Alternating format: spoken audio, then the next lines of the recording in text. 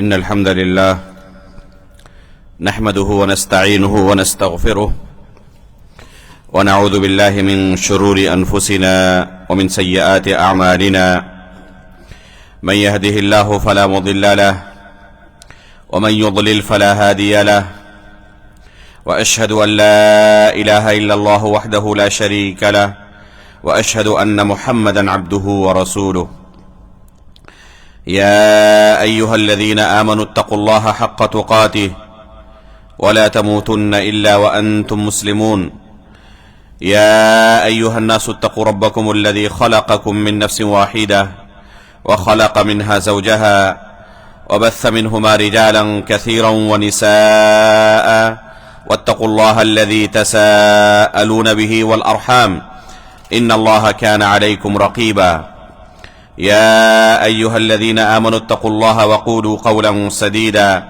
يصلح لكم أعمالكم ويغفر لكم ذنوبكم ومن يطع الله ورسوله فقد فاز فوزا عظيما أما بعد فإن أصدق الحديث كتاب الله وأحسن الهدي هدي محمد صلى الله عليه وسلم وشر الأمور محدثاتها وكل محدثة بدعة وكل بدعة ضلالة وكل ضلالة في النار. محترم و مکرم حاضرین مجلس، عزیز دوستو اور پردہ نشین ماں و بہنوں، جیسے کہ اعلان اس سے پہلے کیا جا چکا ہے، آج کا ہمارا یہ درس ایک انتہائی اہم موضوع پر ہے، احادیث منتخبہ من کتاب الفتن من صحیح الامام البخاری رحمہ اللہ، یعنی صحیح بخاری سے کتاب الفتن کی چند منتخب احادیث کے اوپر آج کا ہمارا یہ درس ہے۔ امام بخاری رحمہ اللہ کا پوری امت پر بہت بڑا احسان ہے کہ انہوں نے اپنی صحیح کے اندر کتاب الفتن کے نام سے ایک انتہائی اہم کتاب درج کی ہے، اور اس کتاب میں نبی صلی اللہ علیہ وسلم سے انتہائی نظیف اور صحیح اسانید سے 21 احادیث کو جو غیر مکرر ہیں ذکر کیا ہے۔ حالانکہ ان میں سے اکثر و بیشتر احادیث کو امام بخاری رحمہ اللہ نے کئی بار ذکر کیا ہے، جیسے کہ امام بخاری رحمہ اللہ کی عادت ہے اس کتاب کے اندر کہ ایک ہی حدیث کو کئی ابواب کے اندر ذکر کرتے ہیں، اور ہر باب میں جب اس حدیث کو دوبارہ دہراتے ہیں تو سند اور متن کے اندر یا دونوں میں سے کسی ایک میں ضرور کوئی نہ کوئی فرق ہوتا ہے، ہو بہو دوسری جگہ اس حدیث کو نہیں لاتے، یا تو سند کے اندر کوئی فرق ہوتا ہے یا پھر متن کے اندر کوئی فرق ہوتا ہے۔ تو یہ احادیث جو صحیح بخاری کے اندر اس کتاب کے اندر امام بخاری رحمہ اللہ نے ذکر کیا ہے، ان کی تعداد تکرار کے ساتھ 80 ہے، اور تکرار کو اگر حذف کر دیا جائے تو یہ تعداد 21 پہنچتی ہے۔ ان میں سے انشاءاللہ آج کے درس میں 5-7 احادیث کا ہم نے انتخاب کیا ہے، جن کی ہم انشاءاللہ اس وقت میں شرح کریں گے۔ فتن سے مراد کیا ہے، پہلے ہمیں جاننے کی ضرورت ہے تاکہ اس باب کو سمجھنے میں ہمیں آسانی ہو۔ فتن یہ فتنہ کی جمع ہے۔ فتنہ عربی زبان میں کہتے ہیں، جیسے لوہار کیا کرتا ہے، بھٹی میں لوہے کو ڈالتا ہے، آگ سے اسے تپاتا ہے۔ مقصد کیا ہوتا ہے، تاکہ جو خالص لوہا ہے، اسی طرح سونار سونے کو آگ کے اندر تپاتا ہے، مقصد کیا ہوتا ہے، جو خالص سونا ہے وہ باقی رہ جائے اور اس میں جو زنگ لگے ہوئے ہیں وہ الگ ہو جائے، تو اس کو عربی میں فتنہ کہتے ہیں۔ کہ جو زنگ آلود چیزیں ہیں وہ الگ ہو جائے اور خالص چیز الگ ہو جائے. اس معنی کو عربی زبان میں اگر بیان کرنا ہو تو اہل عرب اس کے لیے کون سا لفظ استعمال کرتے ہیں؟ فتنہ کا لفظ استعمال کرتے ہیں. اور آپ یہی پائیں گے آج تک کہ جتنے فتنے ظاہر ہوئے ان فتنوں میں اہل حق کی اہل باطل سے تمیز ہو جاتی ہے. بہت سارے لوگ ایسے ہوتے ہیں جو اہل حق کے درمیان چھپے ہوئے ہوتے ہیں آستین کے سانپ بن کر. اصل ان کا دل اہل باطل کے ساتھ ہوتا ہے لیکن اپنے چہرے پر نقاب ڈال کے وہ اہل حق کے درمیان چھپے ہوئے ہوتے ہیں. اس طرح کے فتنوں کے موقع پر یہ لوگ بے نقاب ہو جاتے ہیں. تو حقیقت میں یہ فتنہ کا جو لفظ ہے بڑا اہم لفظ ہے. یہ ہمیشہ زنگ آلود چیزوں کو الگ کر دیتے ہیں اور خالص جو مال ہوتا ہے وہ خالص مال باقی رہ جاتا ہے, چاہے سونے میں ہو, چاہے لوہا میں ہو, چاہے کسی دوسری چیز میں ہو, یا انسانوں کے اندر ہو, یا حق اور باطل کے معرکے میں ہو. اللہ کے رسول صلی اللہ علیہ وسلم جب صحابہ اکرام کو یہ دین اسلام سکھا رہے تھے, دین کی تعلیم دے رہے تھے, اس وقت تک کسی طرح کا کوئی فتنہ ظاہر نہیں ہوا تھا. سب کے سب ایک دین پر, ایک ایمان اور عقیدے پر, ایک منہج پر قائم تھے, جس کے بارے میں رسول اللہ صلی اللہ علیہ وسلم نے کیا فرمایا ہے؟ ترکتکم علی البیضاء لیلھا کنہارھا, کہ میں تمہیں ایک واضح روشن شاہراہ پر چھوڑ کر جا رہا ہوں. اتنا واضح دین تمہیں سکھا کر جا رہا ہوں کہ اس میں کسی طرح کی کوئی گنجلک چیز نہیں ہے, کوئی کجی نہیں ہے, کوئی ٹیڑھا پن نہیں ہے, بالکل صراط مستقیم ہے. یہ اگر کوئی اس دین کو فالو کرنا چاہے تو اس کے لیے کوئی پریشانی نہیں ہے, ایک دم صراط مستقیم, سیدھا جنت تک پہنچانے والا. اگر کوئی اس دین پر عمل کرنا چاہے, اس دین کو قبول کرنا چاہے, تو اس کے پاس واضح اور آسان سا دین موجود ہے جو اللہ کے رسول نے اپنے صحابہ کو سکھایا تھا. لا يزغ عنها بعدی الا هالک, اللہ کے رسول صلی اللہ علیہ وسلم فرماتے ہیں کہ اس واضح اور روشن شاہراہ کو چھوڑ کر, صراط مستقیم کو چھوڑ کر اگر کوئی ادھر ادھر بھٹکنے کی کوشش کرے گا, دائیں بائیں جانے کی کوشش کرے گا, تو اس کا انجام ہلاکت ہوگا, وہ ہلاک و برباد ہو جائے گا. تو اللہ کے رسول صلی اللہ علیہ وسلم نے اس حدیث کے اندر دو چیزوں کی طرف اشارہ کیا ہے. پہلی چیز, یہ دین بالکل واضح ہے, اور دوسری چیز کہ اس دین کے اندر کچھ لوگ اس واضح راستے کو چھوڑ کر ٹیڑھے میڑھے راستے کو اختیار کرنے کی کوشش کریں گے اور ان کا انجام ہلاکت ہوگا. تو جب تک اللہ کے رسول اس دنیا میں موجود رہے, یہ ٹیڑھاپن اس وقت تک نہیں آیا تھا, بالکل سب کے سب سیدھے راستے پر, صراط مستقیم پر گامزن تھے. اللہ کے رسول صلی اللہ علیہ وسلم نے اپنے صحابہ کو یہ تنبیہ کی تھی کہ بہت جلد اس امت کے اندر فتنے ظاہر ہوں گے, اور اس اصل اور ورجنل دین کو کچھ اہل بدعت, کچھ فتنہ پرور بگاڑنے کی کوشش کریں گے. اس لیے ہمیشہ اللہ کے رسول, جو خطبہ مسنونہ میں نے پڑھا آپ کے سامنے, اس کا اہتمام کیا کرتے تھے, اپنے صحابہ کو بار بار تنبیہ کیا کرتے تھے, ان کل محدثۃ بدعہ وکل بدعۃ ضلالہ وکل ضلالۃ فی النار. حالانکہ اس وقت تک کوئی بدعت ظاہر نہیں ہوئی تھی, صحابہ کے سامنے کوئی بدعت ظاہر نہیں ہوئی تھی, لیکن اس کے باوجود بار بار تنبیہ کرتے تھے کیونکہ مستقبل میں یہ صورتحال آنے والی ہے.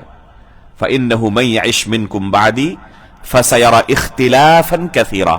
اللہ کے رسول صلی اللہ علیہ وسلم نے فرمایا تھا کہ میرے بعد جو لوگ زندہ رہیں گے وہ شدید قسم کے اختلافات دیکھیں گے.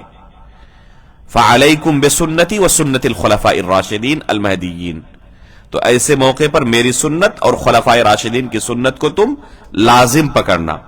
اس حدیث میں اللہ کے رسول نے صاف لفظوں میں بیان کیا ہے کہ میرے بعد جو لوگ زندہ رہیں گے, فَإِنَّهُ مَن يَعِشْ مِنْكُمْ بَعْدِي, کیا انجام ہوگا؟ فَسَيَرَى اخْتِلَافًا كَثِيرًا. اللہ کے رسول کے زمانے میں ترکتکم علی البیضاء تھا، سب کے سب روشن شاہراہ پر چلنے والے تھے، کسی طرح کی کوئی کجی ظاہر نہیں ہوئی تھی. لیکن اللہ کے رسول پیشن گوئی کر رہے ہیں کہ شدید قسم کے اختلافات عنقریب ظاہر ہوں گے. تو جب اللہ کے رسول صلی اللہ علیہ وسلم نے اپنے صحابہ کو اس طرح تنبیہ کی بار بار، تو بعض صحابہ اکرام حد سے زیادہ احتیاط برتنے لگے، چوکنا رہنے لگے، الرٹ رہنے لگے. ان میں سے ایک صحابی رسول ہے حذیفہ بن یمان رضی اللہ تعالیٰ عنہ. خود اپنے بارے میں فرماتے ہیں کان الناس يسألون رسول اللہ صلی اللہ علیہ وسلم عن الخیر وکنت اسألہ عن الشر مخافت ان یدرکنی. لوگ یعنی صحابہ اکرام اللہ کے رسول سے خیر کے بارے میں پوچھا کرتے اور میں شر کے بارے میں پوچھا کرتا تھا. وجہ کیا ہے؟ مخافت ان یدرکنی، بس اس ڈر سے کہ کسی فتنے کا شکار میں نہ ہو جاؤں، اپنے دین کی حفاظت کر سکوں. علم ہوگا بندے کے پاس تو بندہ فتنوں سے اپنی حفاظت کر پائے گا، اور جس کے پاس علم ہی نہیں ہے صحیح کیا ہے غلط کیا ہے، تو کوئی شخص غلط کو بہت خوبصورتی کے ساتھ آپ کے سامنے پیش کرے گا اچھے اسلوب میں، تو فوراً آپ کو لگے گا کہ اچھی بات کر رہا ہے، اور لوگ اس کے فتنے میں گرفتار ہو جائیں گے. تو اس فتنے سے اپنی حفاظت کون کر پائے گا؟ جس کے پاس پہلے سے علم ہو کہ یہ غلط ہے یہ صحیح ہے. تو حذیفہ بن یمان رضی اللہ تعالیٰ عنہ کا احتیاط دیکھیں. ابھی تک فتنے ظاہر ہوئے نہیں ہیں، لیکن مستقبل میں چونکہ اللہ کے رسول نے بیان کیا ہے کہ ظاہر ہوں گے، تو پہلے سے تیاری کر رہے ہیں کہ کس طرح مجھے اپنے آپ کو ان فتنوں سے بچانا ہے.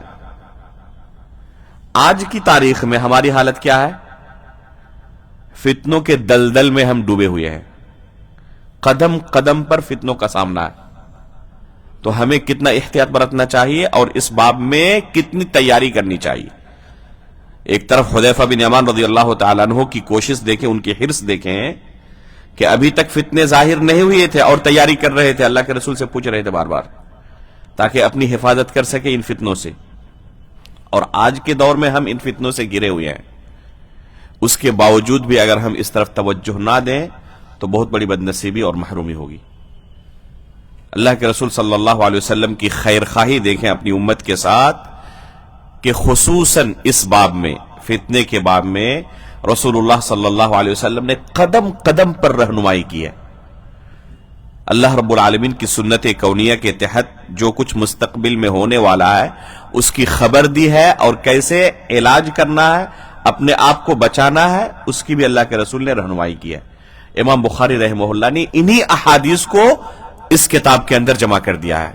تو یہ بہت بڑا احسان ہے امام بخاری رحمہ اللہ کا کہ کتاب الفتن کے نام سے انہوں نے ایک کتاب قائم کی، اور اس کتاب میں کس طرح اپنے آپ کو ہم ان فتنوں سے بچا سکتے ہیں، کس کس طرح کے فتنے ظاہر ہوں گے، اس وقت ہمارے لیے کیا رہنمائی شریعت کی طرف سے ہے، ان چیزوں کو اللہ کے رسول صلی اللہ علیہ وسلم کی صحیح ترین احادیث کی روشنی میں یہاں بیان کر دیا ہے.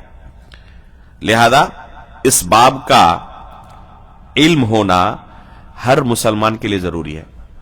کم از کم ایک شخص اس باب کے تحت وارد احادیث کو سن لے صرف، تو بہت بڑا علم اس کے پاس جمع ہو جائے گا کہ اللہ کے رسول صلی اللہ علیہ وسلم نے، وہ بھی صحیح بخاری کی احادیث کی روشنی میں، اگر اس کے پاس صرف اللہ کے رسول کی حدیثیں پہنچ جائے تو یہی بہت بڑا اس کے لیے خیر ہے کہ اللہ کے رسول صلی اللہ علیہ وسلم کی رہنمائی اس کے پاس موجود ہے، کہ اللہ کے رسول نے اس باب میں ہمیں کیا رہنمائی کی ہے، کس طرح ہمیں اپنے فتنوں سے اپنی حفاظت کرنی ہے، ان فتنوں سے اپنے دین و ایمان کی کیسے ہم حفاظت کریں. ان تمام احادیث کو جمع کرنے کے بعد علماء نے نتیجہ نکالتے ہوئے کہا ہے کہ فتنے کا لفظ جب علماء استعمال کرتے ہیں تو اس سے 3 طرح کے فتنے مراد ہوتے ہیں. اور اس باب کے تحت بھی جو احادیث امام بخاری رحمہ اللہ نے ذکر کی ہے، تینوں طرح کی احادیث اس باب میں اور اس کتاب میں ذکر کی ہے. ایک ہے شہوت کا فتنہ. شہوت مطلب خواہشات نفس کی پیروی کرتے ہوئے انسان جن گناہوں کا ارتکاب کر ڈالتا ہے. ایک مسلمان جس کے دل میں ایمان ہے، اس ایمان کے اندر کمی اور بیشی ہوتی رہتی ہے. یہی اہل سنت والجماعت کا عقیدہ ہے. الایمان یزید و ینقص، ایمان کے اندر کمی اور زیادتی ہوتی ہے. بسا اوقات ایک انسان شیطان کے چکر میں پڑ کر بہت ساری گناہوں کا ارتکاب کر لیتا ہے، اور پھر جب ایمان کے اندر اضافہ ہوتا ہے تو اپنے انہی گناہوں کو لے کر اللہ تعالیٰ کے سامنے روتا ہے، گڑ گڑاتا ہے، توبہ کرتا ہے. تو اس کے ایمان کی کیفیت کے اندر تبدیلی ہوتی رہتی ہے. کبھی کبھی شیطان سے وہ کیا ہوتا ہے، مغلوب ہو جاتا ہے، نفس امارہ سے مغلوب ہو جاتا ہے اور گناہ کر ڈالتا ہے. تو یہ ایک طرح کا فتنہ ہے، انسان کے ایمان کے لیے خطرہ ہے بہت بڑا. جب بھی ایک انسان گناہ کرتا ہے تو اس کے دل کے اوپر ایک دھبا پڑ جاتا ہے. پہلی بار جب وہ گناہ کی طرف قدم بڑھاتا ہے تو اسے ایسا محسوس ہوتا ہے، چھوٹا سے چھوٹا گناہ ہی کیوں نہ ہو، پہلی بار جب اس گناہ کی طرف قدم بڑھاتا ہے اسے ایسا لگتا ہے جیسے کسی پہاڑ کے نیچے بیٹھا ہوا ہوں اور یہ پہاڑ میرے اوپر گر پڑے گا اور میں تباہ و برباد ہو جاؤں گا. اس کے دل میں اس گناہ کو لے کر اس طرح کا احساس ہوتا ہے، ڈر رہا ہوتا ہے وہ. لیکن جب قدم بڑھا دیا، اس گناہ کو انجام دے دیا، دوسری بار آسان ہو جاتا ہے، تیسری بار اور آسان ہو جاتا ہے، یہاں تک کہ شروع میں گناہ صغیرہ کو کرتے ہوئے اس کی وہ کیفیت تھی، بعد میں جب عادت لگ جاتی ہے تو گناہ کبیرہ کا بھی ارتکاب کرتے ہوئے اسے ایسا محسوس ہوتا ہے جیسے ناک میں کوئی مکھی بیٹھی ہوئی ہے اور اسے صرف اس نے بھگا دیا. قتل، غارت گری، زنا، چوری، ڈکیتی، شراب نوشی، اس طرح کے بڑے بڑے گناہوں کو انجام دیتے ہوئے بھی انسان کے دل کے اندر کچھ لرزہ طاری نہیں ہوتا، کیونکہ اب دل کیا ہو چکا ہے، مردہ ہو چکا ہے. کالا دھبا پڑتے پڑتے پڑتے پڑتے وہ پورا سیاہ ہو چکا ہے اور دل کے اندر کوئی حرکت باقی نہیں رہ گئی ہے. تو اگر یہ کیفیت کسی انسان کی ہو جائے تو وہ دین و ایمان سے بہت دور چلا جاتا ہے. تو یہ بہت بڑا فتنہ ہے. شہوت، خواہشات نفس کا ایک انسان غلام بن جائے تو یہ بہت بڑا فتنہ ہے. دوسرا فتنہ ہے، دوسری قسم ہے فتنے کی، وہ ہے شبہات کے فتنے، اور یہ اس سے بڑا خطرناک فتنہ ہے. پہلی قسم سے بھی بڑا یہ خطرناک ہے. وجہ کیا ہے؟ پہلی قسم کے اندر انسان گرچہ غرق ہو جائے، ڈوب جائے، ایک دم عادت اس کی پڑ چکی ہے گناہ کرنے کی، روزانہ چوری کرتا ہے، ڈکیتی کرتا ہے، پھر بھی اس کے دل میں یہ کھٹکتے رہتا ہے کہ میں غلط کر رہا ہوں. اگر ایمان موجود ہے، کلمہ لا الہ الا اللہ کا اقرار کیا ہوا ہے، اس کا ایمان ہے کہ اللہ تعالیٰ کے پاس مجھے پہنچنا ہوگا اور جنت و جہنم کا سامنا کرنا ہوگا، اپنے اعمال کا حساب دینا ہوگا، تو گرچہ وہ گناہ کی عادت لگ چکی ہے، گناہ کے اندر غرق ہو چکا ہے، پھر بھی اس کے دل کے اندر ہمیشہ یہ کھٹکتے رہتا ہے کہ اچھا کام نہیں کر رہا ہوں. تو کسی بھی وقت وہ ہو سکتا ہے کہ اپنی گناہوں سے توبہ کر کے راہ راست کی طرف آ جائے.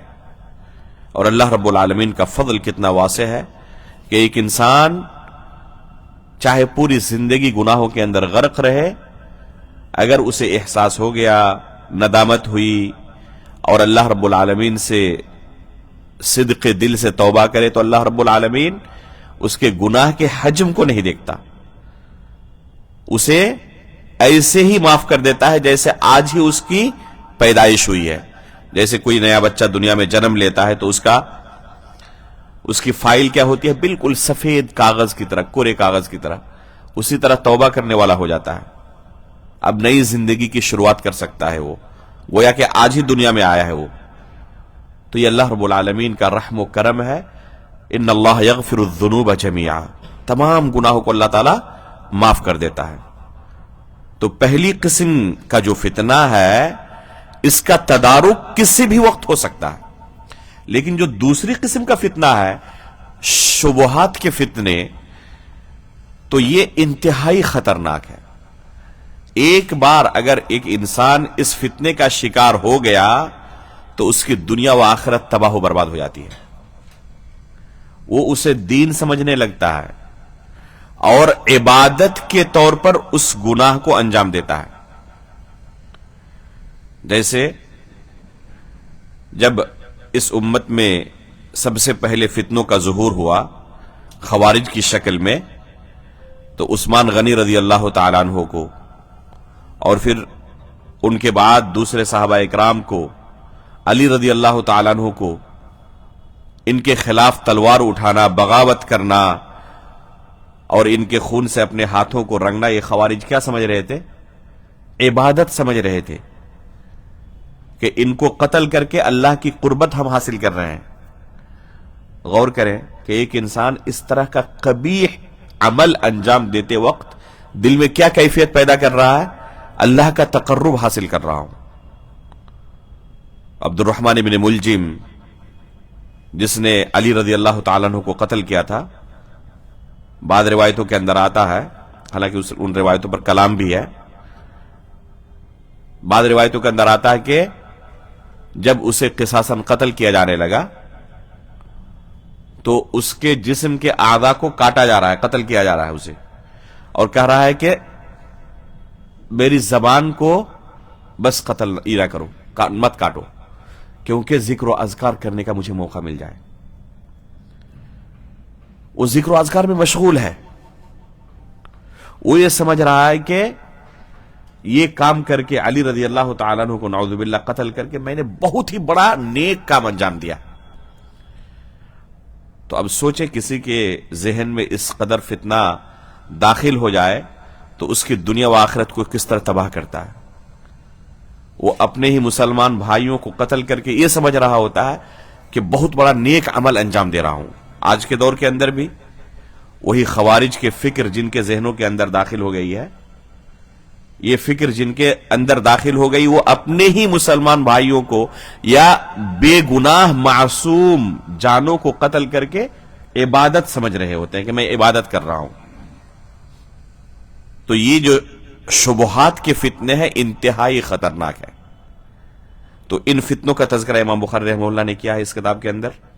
اور تیسری قسم ہے آفت اور مصیبت کا فتنہ. جب ایک انسان خوشحالی میں ہوتا ہے تو دین پر عمل کرنا اس کے لیے بڑا آسان ہوتا ہے، لیکن جب تنگحالی اس کی زندگی میں آتی ہے تو دین پر ثابت قدم رہنا آسان نہیں ہوتا. پھر اس کے لیے کہیں پر نوکری لگی ہوئی تھی، حلال رزق وہاں سے آ رہا تھا، نوکری چلی گئی ہاتھ سے، اب رزق کے لالے پڑ چکے ہیں، کافی کوشش کے باوجود کہیں سے حلال رزق نہیں مل رہا اور حرام راستے ہزاروں کھلے ہوئے ہیں. روزانہ آ کے کوئی آفر دے رہا ہے کہ ہاں یہ نوکری جوائن کر لو اور تمہارے لیے ایک دم پیپر بالکل ریڈی ہے، بس ایک سگنیچر کرو اور کہ جوائن کر لو. لیکن وہ راستہ کیا ہے؟ حرام ہے. ایک انسان کب تک صبر کر پائے گا؟ گھر کے اندر بیٹا بیمار پڑ گیا، تمام لوگ کہنے لگے کہ جن و شیطان کا اثر ہے اس پر. اب اس کا علاج یہی ہے کہ فلاں بابا کے پاس جاؤ، اور ویسے بھی اس علاقے میں مغربی بنگال میں ان کی کثرت ہے، یہاں پر سب سے زیادہ اس طرح کے بابا پائے جاتے ہیں. تو لوگ کہنے لگے کہ وہی علاج ہے، بس اس بابا کے پاس جاؤ اور وہاں پر جس طرح شرک و بدعات کے نظارے ہوتے ہیں ہم سب واقف ہیں ان سے. سجدہ کرنا پڑتا ہے، چادر چڑھانا پڑتا ہے، تعویذ و گنڈا استعمال کرنا پڑتا ہے، اور نہ جانے کیا کیا کرنا پڑتا ہے. سب کچھ ان کے یہاں جائز ہے. اب یہ بندہ جس نے کبھی اس طرف توجہ بھی نہیں دی تھی، شرک و بدعات سے اپنے ایمان کی اب تک حفاظت کی ہوئی تھی، وہ پہلی پہل کیا کرتا ہے؟ بالکل انکار کر دیتا ہے. کسی بھی صورت میں یہ بدعتی طریقہ اور شرکیہ طریقہ اختیار نہیں کر سکتا. چنانچہ سنت کے مطابق علاج کرنے کی کوشش کرتا ہے، لیکن اسے شفا نہیں ملتی. سال گزر گیا، بچے کی وفات ہو گئی، علاج نہیں کیا اس بدعتی طریقے سے. دوسرا بیٹا بھی اسی طرح مرض میں مبتلا ہو گیا، اس کی بھی سنت کے مطابق کافی علاج کی کوشش کی، لیکن شفا نہیں مل رہی ہے. اور روزانہ رشتہ داروں کی طرف سے، دوست و احباب کی طرف سے اسے یہ مشورہ دیا جا رہا ہے، ایک بیٹے کو کھوئے ہو، یہ بھی کھونے والا ہے، یہ بھی دنیا سے جانے والا ہے، اگر چاہتے ہو کہ بچ جائے تو فلاں کے پاس چلے جاؤ، ابھی بھی وقت ہے تمہارے پاس. کب تک صبر کر پائے گا؟ بہت مشکل ہو جاتا ہے. یہ آفت اور مصیبت کے فتنوں سے لڑنا، یہ پریکٹیکل جو لوگ اس مرحلے سے گزرتے ہیں وہی جانتے ہیں. لفظی طور پر کہنا اور لوگوں کو مشورہ دینا الگ چیز ہے، تھیوریکل سمجھانا الگ چیز ہے، اور جس کی زندگی میں اس طرح کے حالات آ چکے ہوں ان کے لیے صبر کر کے توحید پر جمع رہنا وہی جانتے ہیں جن کے ساتھ زندگی میں اس طرح کے حالات آتے ہیں. بہت بڑا فتنہ ہے یہ. تو ان فتنوں سے ایک انسان اپنی حفاظت کیسے کرے؟ امام بخاری رحمہ اللہ نے کتاب الفتن کے اندر ان احادیث کو ذکر کر کے ایک انسان کی رہنمائی کی ہے، اللہ کے رسول صلی اللہ علیہ وسلم کی رہنمائی کو لوگوں کے سامنے پیش کیا ہے. سب سے پہلی کتاب جو پہلا باب جو ہم نے انتخاب کیا ہے آپ کے اس درس کے لیے، باب ما جاء فی قول اللہ تعالی واتقوا فتنة لا تصيبن الذين ظلموا منكم خاصة وما كان النبي صلی اللہ علیہ وسلم يحذر من الفتن. امام بخاری رحمہ اللہ فرماتے ہیں کہ اللہ رب العالمین نے قرآن کریم کے اندر اس آیت میں جس فتنے کا تذکرہ کیا ہے اس فتنے کے بارے میں ہم یہ باب قائم کر رہے ہیں. اللہ تعالیٰ نے کیا کہا اس آیت کے اندر؟ وَاتَّقُوا فِتْنَةً لَا تُصِيبَنَّ الَّذِينَ ظَلَمُوا مِنْكُمْ خَاصَّةً.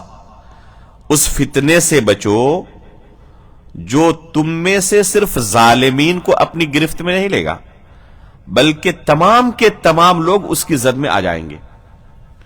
اس سے کون سا فتنہ مراد ہے؟ اس سے مراد اللہ رب العالمین کی طرف سے عذاب ہے.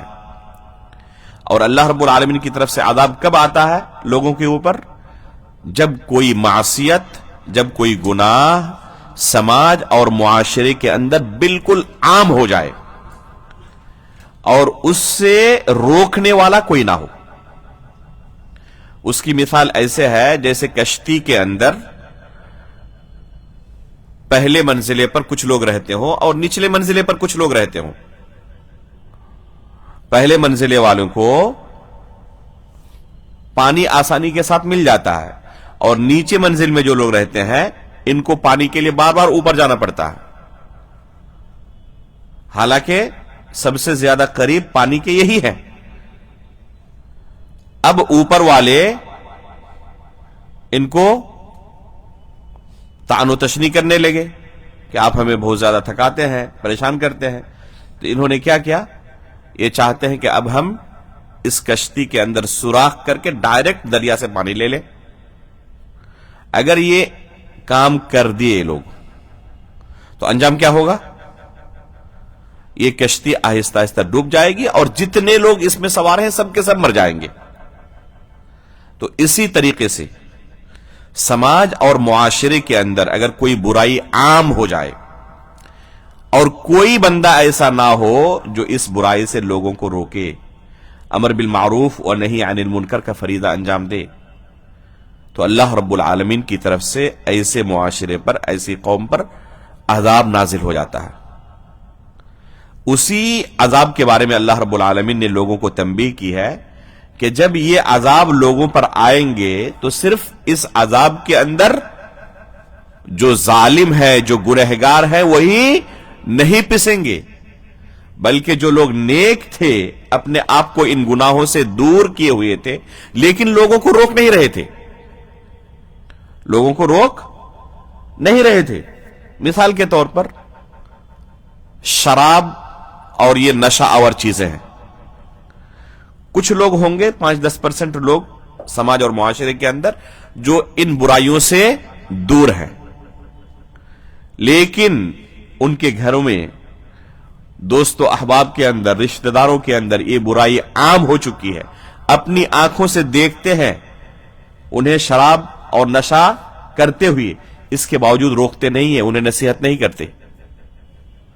تو اگر اللہ رب العالمین کی طرف سے عذاب آئے، طوفان آ جائے، زلزلہ آ جائے، سیلاب آ جائے تو کیا اس عذاب کے زد میں صرف جو ظالم تھے وہی پسیں گے، یا جو نیک تھے وہ بھی اس عذاب کے زد میں آ جائیں گے؟ سب کے سب آ جائیں گے۔ تو اسی طرح کے عذاب سے اللہ رب العالمین نے بچنے کا حکم دیا ہے۔ وَاتَّقُوا فِتْنَةً، تو کیسے بچیں گے؟ اس طرح کے گناہوں سے اپنے سماج اور معاشرے کو پاک کر کے، کہ اس طرح کے گناہوں سے اپنے سماج اور معاشرے کو پاک کرنا ہے، اور اس کے پاک کرنے کا طریقہ یہ ہے کہ لوگوں کے درمیان امر بالمعروف و نہی عن المنکر کا فریضہ انجام دیا جائے، اور اس طرح کے معاملے میں ہر شخص اپنے ماتحت لوگوں کا مسئول ہے۔ الا کلکم راع وکلکم مسئول عن رعیتہ۔ یہ صرف علماء اکرام کا کام نہیں ہے کہ وہی منبر و محراب سے لوگوں کو اس بارے میں نصیحت کریں گے، بلکہ ہر شخص جس کے گھر میں اس طرح کی برائی پنپ رہی ہے، جیسے زنا ہے۔ بعض احباب کہہ رہے تھے ابھی کہ ابھی جو اس علاقے کی حالت ہے، آپ کو ڈھونڈنا پڑے گا پورے گاؤں کے اندر کوئی گھر جس گھر میں زنا کا کوئی واقعہ نہ ہوا ہو۔ اب غور کریں کہ کس معاشرے میں ہم ابھی جی رہے ہیں۔ ابھی آئے گی حدیث کہ قیامت کی نشانیوں میں سے ہے کہ زنا عام ہو جائے گا۔ کہہ رہے ہیں کہ تقریباً آج اگر آپ دیکھیں پورے گاؤں کے اندر تو شاید ایک گھر بھی آپ کو ایسا نہ ملے جس گھر میں زنا کا کوئی واقعہ نہیں ہوا۔ کوئی متقی و پرہیزگار ہے لیکن اس کا بیٹا گرفتار ہے، اس کی بیٹی گرفتار ہے، اس کا بھائی گرفتار ہے، اس کا بھتیجا، اس کا بھتیجی، اس کی ناتی پوتی، کوئی نہ کوئی گرفتار ہے۔ ہر گھر کے اندر یہ برائی داخل ہو چکی ہے۔ یہ اللہ رب العالمین کا فضل و کرم ہے، پھر بھی اللہ رب العالمین نے ابھی ہمیں مہلت دی ہوئی ہے۔ پرانے زمانے میں جن قوموں پر اللہ رب العالمین کی طرف سے عذاب نازل ہوا اور پورے کے پورے قوم کو اللہ رب العالمین نے تباہ و برباد کر ڈالا تھا، وہ جرائم اور وہ گناہ آج کے معاشرے میں اس سے کہیں زیادہ سخت صورتوں میں موجود ہے، قبیح صورتوں میں موجود ہے۔ مثال کے طور پر زمانہ جاہلیت کے بارے میں ہم چرچا کرتے ہیں کہ وہ زندہ درگور کر دیتے تھے اپنی بیٹیوں کو۔ کتنے واقعات ہوئے ہوں گے اس زمانے میں؟ بہت زیادہ نہیں۔ اگر ہر کوئی اپنی بیٹی کو اس طرح زندہ دفن کر دیتا تو لوگوں کو شادی کرنے کے لیے موقع ہی نہیں ملتا کسی سے، خواتین ہوتی ہی نہیں۔ یہ ہر گھر کا معاملہ نہیں تھا، ہر کوئی اس طرح نہیں کرتا تھا، لیکن کچھ لوگ تھے جو اس طرح کا کام کرتے تھے۔ آج کے دور کا اس زمانے کے ساتھ آپ موازنہ کریں کہ زنا کے عام ہونے کی وجہ سے روزانہ کتنے معصوم جانوں کو قتل کیا جا رہا ماں کے پیٹ کے اندر۔ ماں کے پیٹ کے اندر کتنے معصوم جانوں کو، تو صرف خواتین کو، بچیوں کو نہ قتل کرتے تھے، اور آج بلا استثناء بچہ ہو یا بچی ہو وہ زنا سے پیدا ہوا ہے، سماج اور معاشرے کے اندر اس کو ہم لا نہیں سکتے، تو کیا کرو؟ ماں کے پیٹ کے اندر ہی اسے قتل کر ڈالو، ابارشن کر دو۔ اس زمانے میں یہ تصور نہیں تھا کہ اس طرح ہو سکتا، اور آج کل شریف اور سماج کے معزز افراد یہ کام کرتے ہیں۔ تو آج کی تاریخ میں یہ جرم جس لیول پر ہو رہا ہے اس زمانے میں تصور نہیں تھا، جس زمانے کو ہم زمانے جاہلیت کہتے ہیں۔ جن جرائم کی بنا پر پرانے زمانے میں پرانے قوموں پر، سابقہ قوموں پر اللہ کی طرف سے عذاب نازل ہو کے پورے قوم کو تباہ کر دیا جاتا تھا، اگر اللہ رب العالمین کی رحمت نہ ہوتی اور اللہ کے رسول صلی اللہ علیہ وسلم کی خصوصی دعا نہ ہوتی کہ اللہ میری قوم کو ایسی عذاب سے ہلاک نہ کرنا جس طرح پرانے قوموں کو ایک ہی ساتھ ہلاک کر دیا جاتا تھا، تو اللہ میری قوم کی حفاظت کرنا اور کوئی ایسا عذاب نازل نہ کرنا کہ پوری قوم ہلاک ہو جائے، تو اللہ رب العالمین نے دعا قبول کر لی۔ تو اللہ کی رحمت ہے کہ اس طرح کا کوئی عذاب نہیں آتا، ورنہ ہمارے اعمال اور ہمارے جرائم اس قدر بڑے ہوئے ہیں کہ ہم عذاب کے مستحق ہو چکے ہیں۔ تو اسی بارے میں اللہ رب العالمین نے اس آیت کے اندر فرمایا ہے وَاتَّقُوا فِتْنَةً لَا تُصِيبَنَّ الَّذِينَ ظَلَمُوا مِنْكُمْ خَاصَّةً۔ اس کے بعد کہتے ہیں وَمَا كَانَ النَّبِيُّ صلی اللہ علیہ وسلم يُحَذِّرُ مِنَ الْفِتَنِ، اور اللہ کے رسول صلی اللہ علیہ وسلم جو فتنوں سے متعلق آگاہ کرتے تھے، تنبیہ کیا کرتے تھے، تو اللہ کے رسول بار بار ان فتنوں کے متعلق اپنے صحابہ اکرام کو تنبیہ کیا کرتے تھے، آگاہ کیا کرتے تھے. جیسے کہ ابھی ہم نے کہا کہ ہر مجلس کی شروعات اللہ کے رسول صلی اللہ علیہ وسلم ان کل محدثۃ بدعہ وکل بدعۃ ضلالہ وکل ضلالۃ فی النار ان کلمات سے کرتے تھے. یہ فتنے سے تحذیر ہے. تو اسی بارے میں امام بخاری رحمہ اللہ نے باب قائم کیا ہے، اور اس بارے میں حدیث ذکر کی ہے. کون سی حدیث؟ اللہ کے رسول صلی اللہ علیہ وسلم فرماتے ہیں انا فرطکم علی الحوض، کہ حوض کوثر پر میں تمہارا انتظار کر رہا ہوں گا. فرط کا لفظ کہتے ہیں عربی زبان میں پہلے سے کسی جگہ پر موجود رہ کر باقی لوگوں کا انتظار کرنا. مثال کے طور پر آپ اگر ایک ٹیم بنا کر کہیں پر نکل رہے ہیں زیارت کے لیے، کسی پارک کی طرف اور کسی دوسری جگہ کی طرف، تو ٹیم میں سے بعض لوگ ہوتے ہیں جو کہتے ہیں کہ ہم پہلے سے جا کر وہاں تیاری کر کے رکھتے ہیں آپ لوگوں کے لیے، تاکہ آپ جب وہاں پہنچے تو تمام چیزیں تیار ملے، آپ کو پریشانی نہ ہو. تو یہ جو پہلے سے جا کر سب کچھ تیاری کر کے انتظار کر رہے ہوتے ہیں، عربی میں ان کو کیا کہا جاتا ہے؟ فرط کہا جاتا ہے ان کو. تو اللہ کے رسول نے اسی لفظ کا استعمال کیا اس حدیث کے اندر، انا فرطکم علی الحوض، حوض کوثر پر میں تمہارا پہلے سے جا کر موجود رہوں گا اور انتظار کروں گا. فمن وردہ شرب من، قیامت کے دن جو بھی اس حوض پر آئے گا اسے پینے کا موقع ملے گا. وہ حوض کے پانی سے، کوثر کے پانی سے سیراب ہوگا. ومن شرب منہ لم یظمأ بعدہ ابدا، ایک مرتبہ جسے پینے کا موقع مل گیا وہ کبھی بھی دوبارہ پیاسا نہیں ہوگا. اس کے بعد فرماتے ہیں لَيَرِدُ عَلَيَّ أَقْوَامٌ أَعْرِفُهُمْ وَيَعْرِفُونَنِي، قیامت کے دن حوض پر آنے والے بعض لوگوں کو میں پہچان لوں گا. وہ آئیں گے، میں انہیں پہچانوں گا، وہ مجھے پہچانیں گے. ثُمَّ يُحَالُ بَيْنِي وَبَيْنَهُمْ، اور پھر میرے درمیان اور ان کے درمیان پردہ حائل کر دیا جائے گا. یہ پہلے طریق سے یہ حدیث یہاں تک بیان کی. آگے اسی حدیث کی سند موجود ہے. ہم سند کو یہاں پر نہیں پڑھ رہے ہیں اس لیے کہ یہ علمی مباحث ہیں جو طلبہ علم کے سامنے بیان کیے جائیں گے. یہاں پر اللہ کے رسول صلی اللہ علیہ وسلم کا جو فرمان ہے بس اسی کی شرح مقصود ہے. آگے اس حدیث کے اندر اضافہ ہے، اللہ کے رسول صلی اللہ علیہ وسلم فرمائیں گے اس وقت انہم منی، کہ یہ جو لوگ ہیں جنہیں آنے سے روک دیا گیا، جن کے درمیان اور ہمارے درمیان پردہ حائل کر دیا گیا، یہ ہماری ہی قوم کے لوگ ہیں. تو اللہ کے رسول صلی اللہ علیہ وسلم سے کہا جائے گا انک لا تدری ما بدلوا بعدک، اے نبی آپ کے بعد انہوں نے دین میں کیا کیا تبدیلیاں کر دی تھی آپ کو پتا نہیں ہے. فاقول سحقا سحقا لمن بدل بعدی، تو میں کہوں گا کہ دھتکارا جائے، ان کو دور بھگایا جائے جنہوں نے میرے دین کو بدل ڈالا تھا. یہ حدیث انتہائی اہم حدیث ہے. اس کے اندر دو اہم مسائل کا ہمیں علم ہوا. پہلا مسئلہ ہے کہ اللہ کے رسول علم غیب نہیں جانتے تھے. اگر اللہ کے رسول علم غیب جانتے ہوتے تو ان کے بارے میں سفارش نہ کرتے اور یہ نہ کہتے کہ ان کو بھی آنے دیا جائے، یہ میری ہی قوم کے لوگ ہیں. جب کہا گیا کہ آپ کے بعد انہوں نے بدعتیں ایجاد کر دی تھی، اس وجہ سے ان کو روک دیا گیا ہے. آپ کو پتا نہیں کہ آپ کے آنے کے بعد انہوں نے کیا کیا دین کے اندر تبدیلی کر دی تھی. تو اس دین کے اندر تبدیلی کچھ لوگ کریں گے پتا چلا، اور ان کا انجام کیا ہوگا؟ ان کو حوض کوثر سے محروم کر دیا جائے گا. یہ دوسرا مسئلہ علم ہوا ہمیں. دوسرے مسئلے کا علم ہوا کہ ان کو حوض کوثر سے محروم کر دیا جائے گا.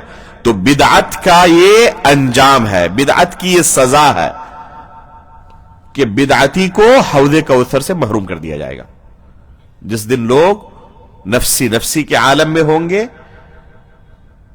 ایک ایک قطرے پانی کے لیے ترس رہے ہوں گے، حوض کوثر جس کو پینے کے بعد انسان دوبارہ پیاسا ہی نہیں ہوگا، اس عظیم نعمت سے یہ لوگ محروم رہیں گے جنہوں نے اللہ کے رسول کے دین کو بدل ڈالا تھا. تو یہ دوسرا مسئلہ ہے. پہلا مسئلہ کیا ہم نے کہا کہ اللہ کے رسول علم غیب نہیں جانتے تھے. اگر علم غیب اللہ کے رسول جانتے ہوتے تو جو بعد میں اللہ کے رسول نے ان پر بد دعا کی اور کہا سحقن سحقن، ان کو دھتکارا جائے، تو پہلے ان کے بارے میں سفارش کرتے؟ یہ ممکن نہیں ہے. اسی جگہ پر پہلے سفارش اور بعد میں بد دعا. جیسے علم ہوا بتایا گیا فوراً بد دعا کی ان کے لیے، تو شروع میں ہی بد دعا کرتے اگر علم غیب ہوتا تو یہ حدیث اس بات کی دلیل ہے کہ اللہ کے رسول علم غیب نہیں جانتے. بعض لوگ اسی حدیث سے علم غیب کا استدلال کرتے ہیں، کہتے ہیں کہ یہ تو قیامت کے دن آنے والا ہے نا، اللہ کے رسول نے دنیا میں بتا دیا تو یہ تو غیب ہے. اور حقیقت میں دیکھا جائے تو بات صحیح ہے، یہ قیامت کے دن پیش ہونے والا ہے اور اللہ کے رسول دنیا میں بتا رہے ہیں، تو یہ غیب کی خبر نہیں ہوئی. تو اسی حدیث سے بعض لوگ کہتے ہیں کہ اللہ کے رسول علم غیب جانتے تھے. پھر کیا جواب ہوگا؟ کیا حقیقت میں اللہ کے رسول علم غیب جانتے تھے؟ حقیقت میں یہ حدیث انتہائی اہم ہے علم غیب کا مسئلہ سمجھنے کے لیے. اللہ کے رسول کے متعلق ہمارا کیا عقیدہ ہونا چاہیے؟ علم غیب جانتے تھے نہیں جانتے تھے؟ ہمارا یہ عقیدہ ہونا چاہیے کہ صرف علم غیب اللہ رب العالمین جانتا ہے. البتہ اللہ رب العالمین اپنے رسولوں کو وحی کے ذریعے غیب کی بعض چیزوں کی خبر دیتے ہیں، اور اللہ کے رسول وحی کی بنیاد پر بہت ساری چیزوں کی اپنی امت کو خبر دی ہے جو مستقبل میں پیش ہونے والے ہیں، جن میں سے یہ چیز ہے. تو جو کچھ اللہ کے رسول کو وحی کے ذریعے خبر دی گئی اللہ کے رسول نے اتنا بیان کر دیا، اور جو وحی کے ذریعے خبر نہیں دی گئی ہے اس کے بارے میں بیان نہیں کر سکے. تو اللہ کے رسول غیب کے متعلق صرف اتنی ہی خبر دے سکتے ہیں جتنی وحی کے ذریعے آپ کو خبر دی گئی ہے. اس لیے پتا چلا کہ غیب کا علم صرف اور صرف اللہ رب العالمین کے پاس ہے. وَعِندَهُ مَفَاتِحُ الْغَيْبِ لَا يَعْلَمُهَا إِلَّا هُ، جیسے کہ اللہ تعالیٰ نے فرمایا ہے. اس کے بعد اگلا باب جو ہمارے سامنے ہے، باب قول النبی صلی اللہ علیہ وسلم سَتَرَوْنَ بَعْدِي أُمُورًا تُنْكِرُونَهَا. یہ امام بخاری رحمہ اللہ نے باب قائم کیا ہے، اور یہ باب اللہ کے رسول صلی اللہ علیہ وسلم کی حدیث کا ایک ٹکڑا ہے. جو امام بخاری نے باب قائم کیا ہے، یہ کلمہ در حقیقت رسول اللہ صلی اللہ علیہ وسلم کی حدیث کا ایک ٹکڑا ہے جسے امام بخاری نے باب کے طور پر قائم کیا ہے. کیا ہے یہ ٹکڑا؟ اللہ کے رسول صلی اللہ علیہ وسلم فرماتے ہیں سَتَرَوْنَ بَعْدِي أُمُورًا تُنْكِرُونَهَا، میرے بعد تم لوگ بہت سارے ایسے امور دیکھو گے، بہت سارے ایسے معاملات دیکھو گے جن کو تم ناپسند کرو گے، منکر شمار کرو گے، معروف نہیں کہو گے کہ یہ منکر ہو رہا ہے. اس میں کس طرح کے امور کی بات کی گئی ہے؟ اس میں در حقیقت اپنے حکمرانوں کے متعلق اللہ کے رسول نے پیشن گوئی کی ہے کہ میرے بعد جو لوگ حکمراں بنیں گے تمہارے معاملات کو دیکھیں گے، تم پر حکومت کریں گے، وہ تمہارے حکمراں ایسے ایسے منکر اعمال کریں گے کہ تم ان منکر اعمال کی تائید نہیں کر سکتے. یہ اعمال تمہیں منکر لگیں گے اور تم انہیں ناپسندیدگی کی نگاہ سے دیکھو گے. تو پھر کیا کرنا ہے ایسے موقع پر؟ اس بادشاہ کے خلاف، اس حاکم کے خلاف لوگوں کو بھڑکا کر خروج اور بغاوت کرنی ہے یا کیا کرنا ہے؟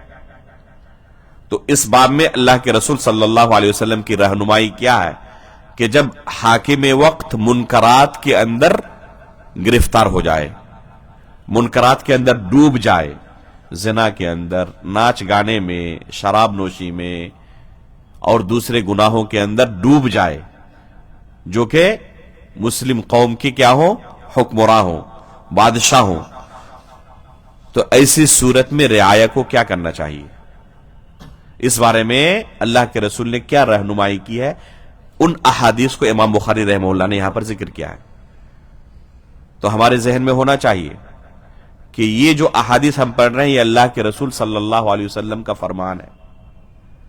یہ کسی انسان کی طرف سے ہمیں رہنمائی نہیں دی جا رہی ہے، یہ رہنمائی ڈائریکٹ اللہ کے رسول صلی اللہ علیہ وسلم کی طرف سے ہے، اور صحیح بخاری کے اندر یہ حدیث موجود ہے جو کہ قرآن کے بعد سب سے صحیح ترین کتاب ہے۔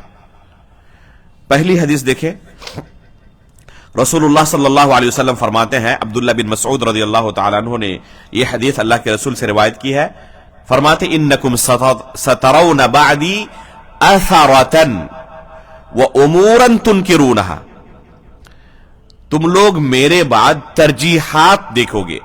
اثرہ کہتے ہیں کسی کو کسی پر ترجیح دینا، اور یہ لفظ عموماً استعمال کیا جاتا ہے کوئی حقدار ہو، اس حقدار کو اس کے حق سے محروم کر کے کسی ناحق کو یہ حق دے دینا۔ مثال کے طور پر ایک سرکاری نوکری ہے جس کے لیے کمپٹیشن کرایا گیا، اور اس میں جو سب سے ٹاپ آیا اس کو نوکری ملنی چاہیے، لیکن یہ حاکم وقت جو ہے، جو بادشاہ ہیں، انہوں نے اس مستحق کو محروم کر کے یہ نوکری، یہ حق اپنے کسی قریبی رشتہ دار کو دے دیا، اپنے بیٹے کو دے دیا، اپنے بھائی کو دے دیا، اپنے بھتیجے کو دے دیا، اپنے پوتے کو دے دیا، اپنے کسی قریبی رشتہ دار کو دے دیا۔ اور اس کا معاملہ کیا ہے کہ یہ انتہائی نالائق ہے، اس عہدے کے لیے، اس نوکری کے لیے بالکل بھی پرفیکٹ نہیں ہے، یہ نالائق ہے۔ جو لائق تھا اسے محروم کیا گیا، اور ایک نالائق کو صرف اپنا قریبی ہونے کی وجہ سے یہ حق دے دیا گیا۔ تو اس کو کیا کہتے ہیں عربی میں؟ اثارہ۔ اللہ کے رسول پہلے ہی پیشین گوئی کر رہے ہیں کہ مستقبل میں تمہارے جو حکمراں ہوں گے نا، وہ تمہارا حق چھین کر اپنے قریبی رشتہ داروں کو وہ حق دیں گے۔ وَأُمُورًا تُنْكِرُونَهَا، اور اس کے علاوہ بھی بے شمار ایسے ان کے اندر اعمال دیکھو گے جو منکر کے قبیل سے ہوں گے، منکرات کے اندر وہ گرفتار ہوں گے۔ قالوا فما تأمرون یا رسول اللہ، تو صحابہ اکرام نے پوچھا اللہ کے رسول، جب ایسے حکمراں ہمارے حاکم بن جائیں، ہمارے اوپر حکومت کرنے لگیں، تو ایسی صورت میں آپ ہمیں کیا حکم دیتے ہیں؟ کیا مشورہ آپ کا، کیا رہنمائی ہے آپ کی؟ ہم کیسے ان کے ساتھ تعامل کریں؟ سنیں اللہ کے رسول صلی اللہ علیہ وسلم نے کیا جواب دیا۔ اللہ کے رسول صلی اللہ علیہ وسلم فرماتے ہیں، ادو الیہم حقہم وصلوا اللہ حقکم، ان بادشاہوں کا تمہارے اوپر کوئی حق ہے اور تمہارا ان بادشاہوں کے اوپر کوئی حق ہے۔ دونوں طرف سے ایک دوسرے کے حقوق کیا ہے؟ ملے ہوئے ہیں۔ بادشاہ کے کچھ حقوق ہیں رعایا پر، اور رعایا کے کچھ حقوق ہیں بادشاہوں پر۔ تو اللہ کے رسول صلی اللہ علیہ وسلم فرماتے ہیں، ادو الیہم حقہم، ان بادشاہوں کے جو حقوق تھے تمہارے اوپر، یہ حقوق تم ادا کرتے رہو۔ اور تمہارے جو حقوق تھے بادشاہ کے اوپر، اب بادشاہ تو تمہارا حق دے نہیں رہے ہیں، تو یہ حقوق اللہ تعالیٰ سے طلب کرنا۔ وَصَلُوا اللَّهَ حَقَّكُمْ، اپنے حقوق اللہ تعالیٰ سے طلب کر لینا، اور یہ نہ کہنا کہ جب یہ بادشاہ ہمارے حقوق ہمیں نہیں دے رہے ہیں تو ہم کیوں اپنے حقوق ان کو دیں۔ بادشاہ کا حق رعایا پر کیا ہے؟ رعایا ان کی اطاعت و فرما برداری کریں، ان کے خلاف خروج و بغاوت نہ کریں، ان کا کہنا مانے، یہ حق ہے رعایا کے اوپر بادشاہ کا۔ اور رعایا کا حق ہے بادشاہ کے اوپر کہ یہ ان کی حفاظت کریں، ان کے اوپر ظلم و ستم نہ کریں۔ تو یہ رعایا تو اپنا حق دے رہے ہیں، لیکن بادشاہ کی طرف سے حق مل نہیں رہا ہے، تو کیا اس وجہ سے یہ بھی اپنا حق دینا بند کر دیں؟ اللہ کے رسول نے یہ نہیں کہا۔ صاف لفظوں کے اندر خود اللہ کے رسول نے پہلے یہ صورتحال بیان کی کہ اس طرح کے حالات ہوں گے، پہلے ہی کہا، اور پھر اس کے بعد رہنمائی کی کہ ایسی صورت میں ان کے جو حقوق ہو تم ادا کرتے رہنا، تمہارے جو حقوق ہو جو تو وہ غصب کر رہے ہیں، تمہیں نہیں دے رہے ہیں، تو اس کے پیچھے مت پڑنا، اپنے حقوق بس اللہ تعالیٰ سے طلب کرتے رہنا، کیونکہ ان سے امید نہیں ہے تمہیں کوئی حق ملنے والا ہے۔ اس صاف اور صریح حدیث کے بعد بھی کوئی شخص اسی وجہ سے ان بادشاہوں کی ان بادشاہوں کے خلاف بغاوت کرے، خروج کرے، لوگوں کو ابھارے، تو کیا کہا جائے گا؟ اس نے اللہ کے رسول کی نصیحت پر عمل کی؟ یہ پریکٹیکلی آسان نہیں ہے جب انسان دماغ سے سوچے گا تو، لیکن جب اللہ کے رسول صلی اللہ علیہ وسلم کی حدیث کے اوپر عمل کرنا چاہے گا تو بڑا آسان ہو جائے گا. تو کتنے صاف لفظوں کے اندر رسول اللہ صلی اللہ علیہ وسلم نے اس چیز کو بیان کر دیا. آگے والی حدیث ہے، من کرہ من امیرہ شیئا فلیصبر، اگر اپنے امیر کے متعلق کوئی مکروہ چیز دیکھے تو صبر کرے. فإنہ من خرج من السلطان شبرا مات میتۃ جاہلیہ، اگر بادشاہ کی اطاعت سے ایک بالشت بھر بھی، اس کو کہتے ہیں ایک بالشت، ایک بالشت بھر بھی کوئی بغاوت کر جائے، اطاعت سے خارج ہو جائے، فرمانبرداری نہ کرے، ایک بالشت بھر فقط، تو وہ جاہلیت کی موت مرے گا. جاہلیت کی موت مرنے کا کیا معنی ہے؟ یعنی دائرہ اسلام سے خارج ہو جائے گا. کیا اس سے مراد یہی ہے کہ ایسا شخص کافر ہے؟ نہیں، اہل سنت والجماعت کا یہ منہج اور عقیدہ نہیں ہے، بلکہ یہ وعید کی احادیث میں سے ہے. یہ حدیث کیا ہے؟ وعید کی احادیث میں سے ہے، یعنی یہ اس کے لیے وعید ہے کہ وہ دائرہ اسلام سے خارج ہو سکتا ہے. لیکن کسی کے اندر یہ عمل پایا گیا تو اس کو کافر نہیں کہا جائے گا. اور اس طرح کی بے شمار حدیثیں ہیں، آیتیں ہیں جن کے اوپر کفر کا حکم بظاہر لگایا گیا ہے، تو اس سے مراد کفر دون کفر ہے. یہ وہ کفر نہیں ہے جس سے ایک انسان اسلام سے خارج ہو جائے. جیسے قرآن میں اللہ تعالیٰ نے فرمایا، الذین یأکلون اموال الیتامی ظلما انما یأکلون فی بطونہم نارا وسیصلون سعیرا، سورۃ النساء کے شروع میں، کہ جو یتیموں کا مال ناحق کھاتے ہیں، ظلمن کھاتے ہیں، وہ اپنے پیٹ کے اندر کیا بھر رہے ہیں؟ جہنم کی آگ بھر رہے ہیں، اور یہ قیامت کے دن جہنم رسید ہوں گے. تو کیا کہا جائے گا؟ اگر کوئی یتیم کا مال ہڑپ لے تو اس کے لیے جہنم جانا یقینی ہے؟ نہیں، یہ وعید ہے. اللہ تعالیٰ چاہے تو اسے معاف بھی کر سکتا ہے، اور چاہے تو اس کی سزا یہی ہے کہ اسے کیا کہتے ہیں جہنم میں داخل کرے. تو یہ وعید کی احادیث میں ہے. بہت ساری آیات کے اندر، احادیث کے اندر جہنم کی وعید سنائی گئی ہے. بہت سارے اعمال کے بارے میں کفر کا لفظ استعمال کیا گیا ہے. تو اس سے مراد کفر دون کفرین ہے. تو یہ بھی حدیث وعید کی احادیث میں سے، یعنی اس کو کفر کی وعید سنائی گئی، گویا کہ جاہلیت کی موت مرنے کی وعید سنائی گئی. اسی سے پتہ چلتا ہے کہ انتہائی سخت گناہ ہے یہ، بادشاہ کی اطاعت سے خروج کر جانا، بغاوت کرنا، لوگوں کو ابھارنا بادشاہ کے خلاف. اس کے بعد اگلی جو حدیث ہے، یہ انتہائی مشہور حدیث ہے عبادہ بن صامت رضی اللہ تعالیٰ عنہ کی. آپ نے ہو سکتا ہے سنا بھی اس حدیث کو. جنادہ بن ابی امیہ یہ فرماتے ہیں کہ عبادہ بن صامت رضی اللہ تعالیٰ عنہ جب آخری زندگی میں بستر پر تھے، مریض تھے، تو ان کی عیادت کے لیے ہم گئے، اور جا کر ہی ہم نے ان کے لیے پہلے دعا کی، اصلحک اللہ، کہ اللہ رب العالمین اس مرض سے آپ کو شفا دے. اس کے بعد ہم نے ان سے درخواست کی، حدث بحدیث ینفعک اللہ بہ سمعتہ من النبی صلی اللہ علیہ وسلم، ہمیں کوئی ایسی حدیث سنائے جو اللہ کے رسول سے آپ نے سنی ہو، تاکہ اللہ رب العالمین اس حدیث کو سنانے کی وجہ سے آپ کو فائدہ پہنچائے. تو انہوں نے ہمیں ایک حدیث سنائی. کون ہے یہ سنانے والے؟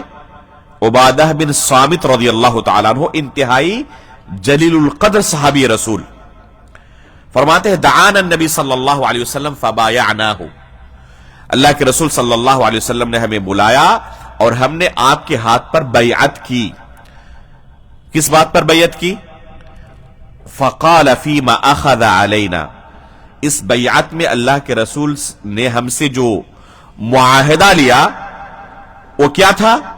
ان بایعنا علی السمع والطاعہ فی منشطنا ومکرہنا وعسرنا ویسرنا وأثرة علينا وألا ننازع الأمر أهله إلا أن تروا كفرا بواحا عندكم من الله فيه برهان.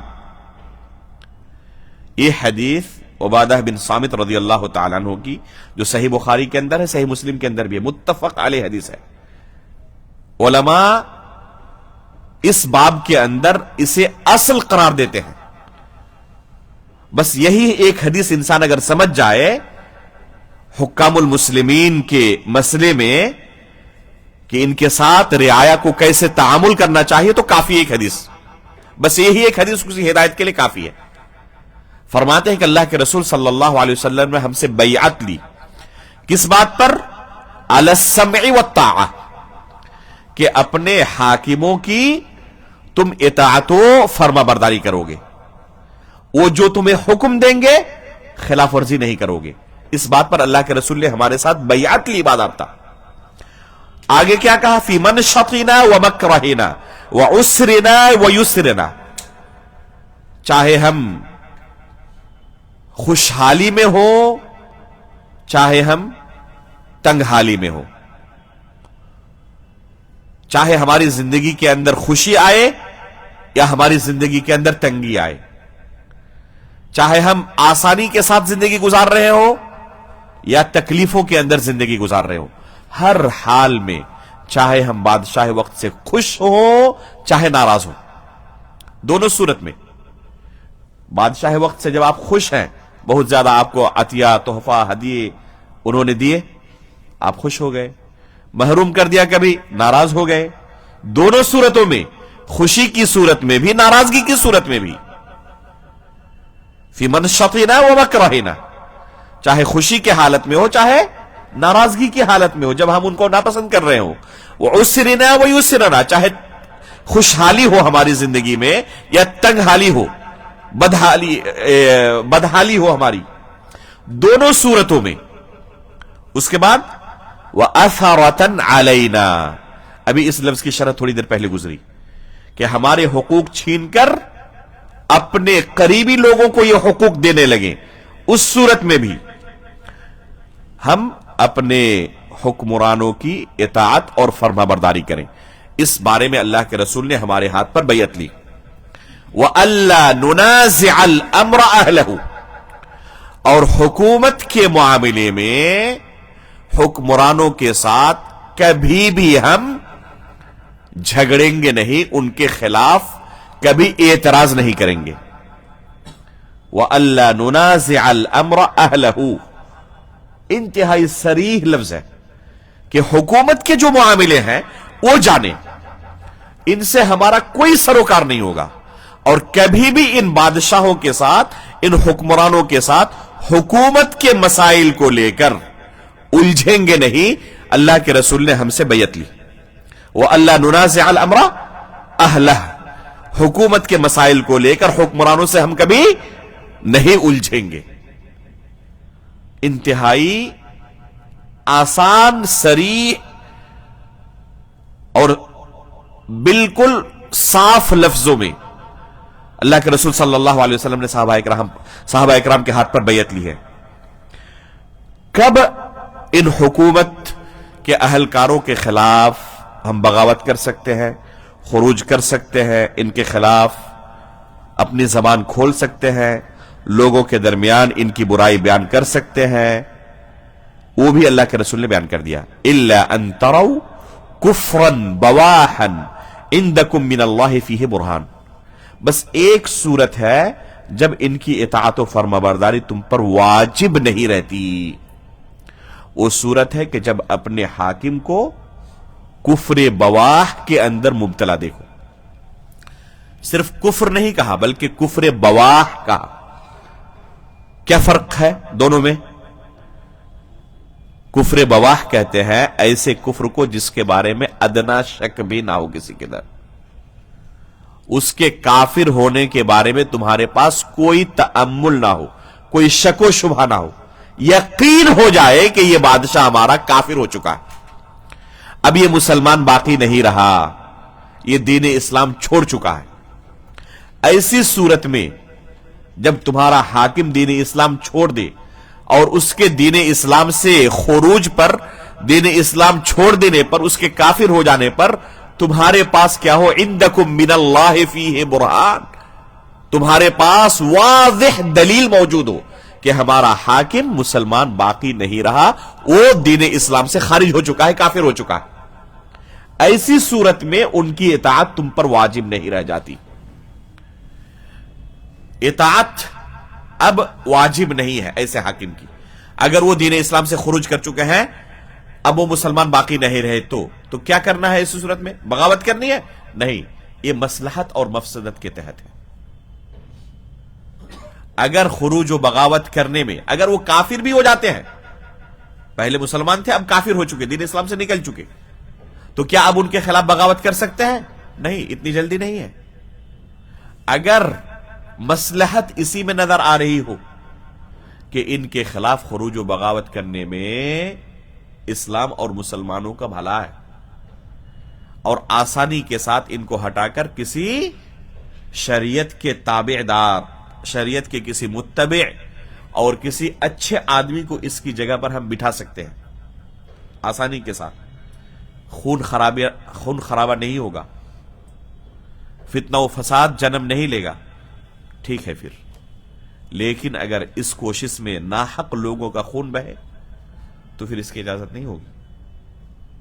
امن و امان کو قائم کرنے کے لیے اس حاکم کے ماتحت رہنا اور امن و امان کو قائم رکھنا ضروری ہے۔ یہ ہے ہمارے لیے شریعت کی طرف سے تعلیم۔ تو اولاً اگر مسلمان حاکم ہو، حاکم وقت مسلمان ہو، تو اس کے خلاف خروج و بغاوت علی الاطلاق حرام ہے، ان کی اطاعت واجب ہے۔ جب وہ دائرہ اسلام سے خارج ہو جائے، اور خارج ہونا کوئی شک و شبہ کی بات نہ ہو، یقینی طور پر وہ دائرہ اسلام سے خارج ہو جائے اور واضح دلائل موجود ہو ان کے دائرہ اسلام سے خارج ہونے کی، تو ایسی صورت میں اطاعت واجب نہیں رہ جاتی۔ البتہ پھر بھی اس کافر اور مرتد حاکم کے خلاف خروج و بغاوت جائز ہے یا نہیں ہے، تو یہ مصلحت اور مفسدت کے تابع ہے۔ اگر فتنہ و فساد پھیلنے کا ڈر ہو تو اس حاکم کی پھر بھی اطاعت کی جائے گی، گرچہ وہ اسلام سے خارج ہو چکے ہو۔ کس وجہ سے؟ اس وجہ سے کہ ان کی اطاعت ہم پر واجب ہے؟ نہیں، اس وجہ سے نہیں۔ کس وجہ سے؟ تاکہ فتنہ و فساد نہ پھیلے، امن و امان قائم رہے۔ پتہ چلا کہ ایک منہج سلف پر چلنے والا شخص کسی بھی صورت میں، چاہے حاکم وقت مسلمان ہو چاہے غیر مسلم ہو، کبھی فتنہ و فساد نہیں چاہتا ہی، ہمیشہ امن و امان کو قائم رکھنا اس کی پہلی ترجیح ہوتی ہے۔ امن و امان کو قائم رکھنا اس کی پہلی ترجیح ہوتی ہے۔ کبھی وہ شر پسند نہیں ہوتا، امن پسند ہوتا ہے۔ کوئی ایسا کام نہیں کرتا جس سے سماج اور معاشرے کے اندر خوریزی ہو، فتنہ و فساد ہو، ناحق لوگوں کا خون بہے، کبھی بھی اس کے لیے وہ تیار نہیں ہوتا۔ تو یہ ہے اللہ کے رسول صلی اللہ علیہ وسلم کی طرف سے اس طرح کے حالات میں ہم مسلمانوں کے لیے تعلیم۔ اگلا باب جو اس کے بعد ہے، اللہ کے رسول صلی اللہ علیہ وسلم کی ایک حدیث کا ٹکڑا امام بخاری رحمہ اللہ نے باب کے طور پر قائم کیا ہے۔ باب کیا ہے؟ باب قول نبی صلی اللہ علیہ وسلم وَيْلٌ لِّلْعَرَبِ مِنْ شَرٍّ قَدِ اقْتَرَبَ۔ یہ حدیث آپ نے سنی ہوگی غالباً، وَيْلٌ لِّلْعَرَبِ مِنْ شَرٍّ قَدِ اقْتَرَبَ، سنی ہے یہ حدیث؟ کن سے سنی ہے؟ بس ایک منٹ آپ کو سنا دوں، یہ موبائل لائیں میرا۔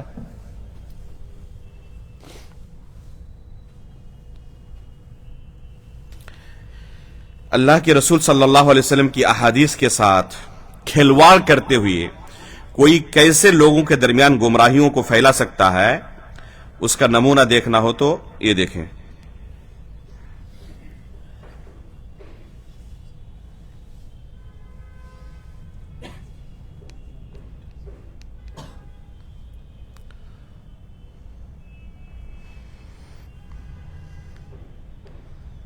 میں عالم عرب کے بارے میں تو یقین سے کہہ رہا ہوں، احادیث نبیہ سے صاف ظاہر ہے वैलुल लिल अरब मिन शर्रिन क़द इक़्तरब, अरबों के लिए हलाकत है।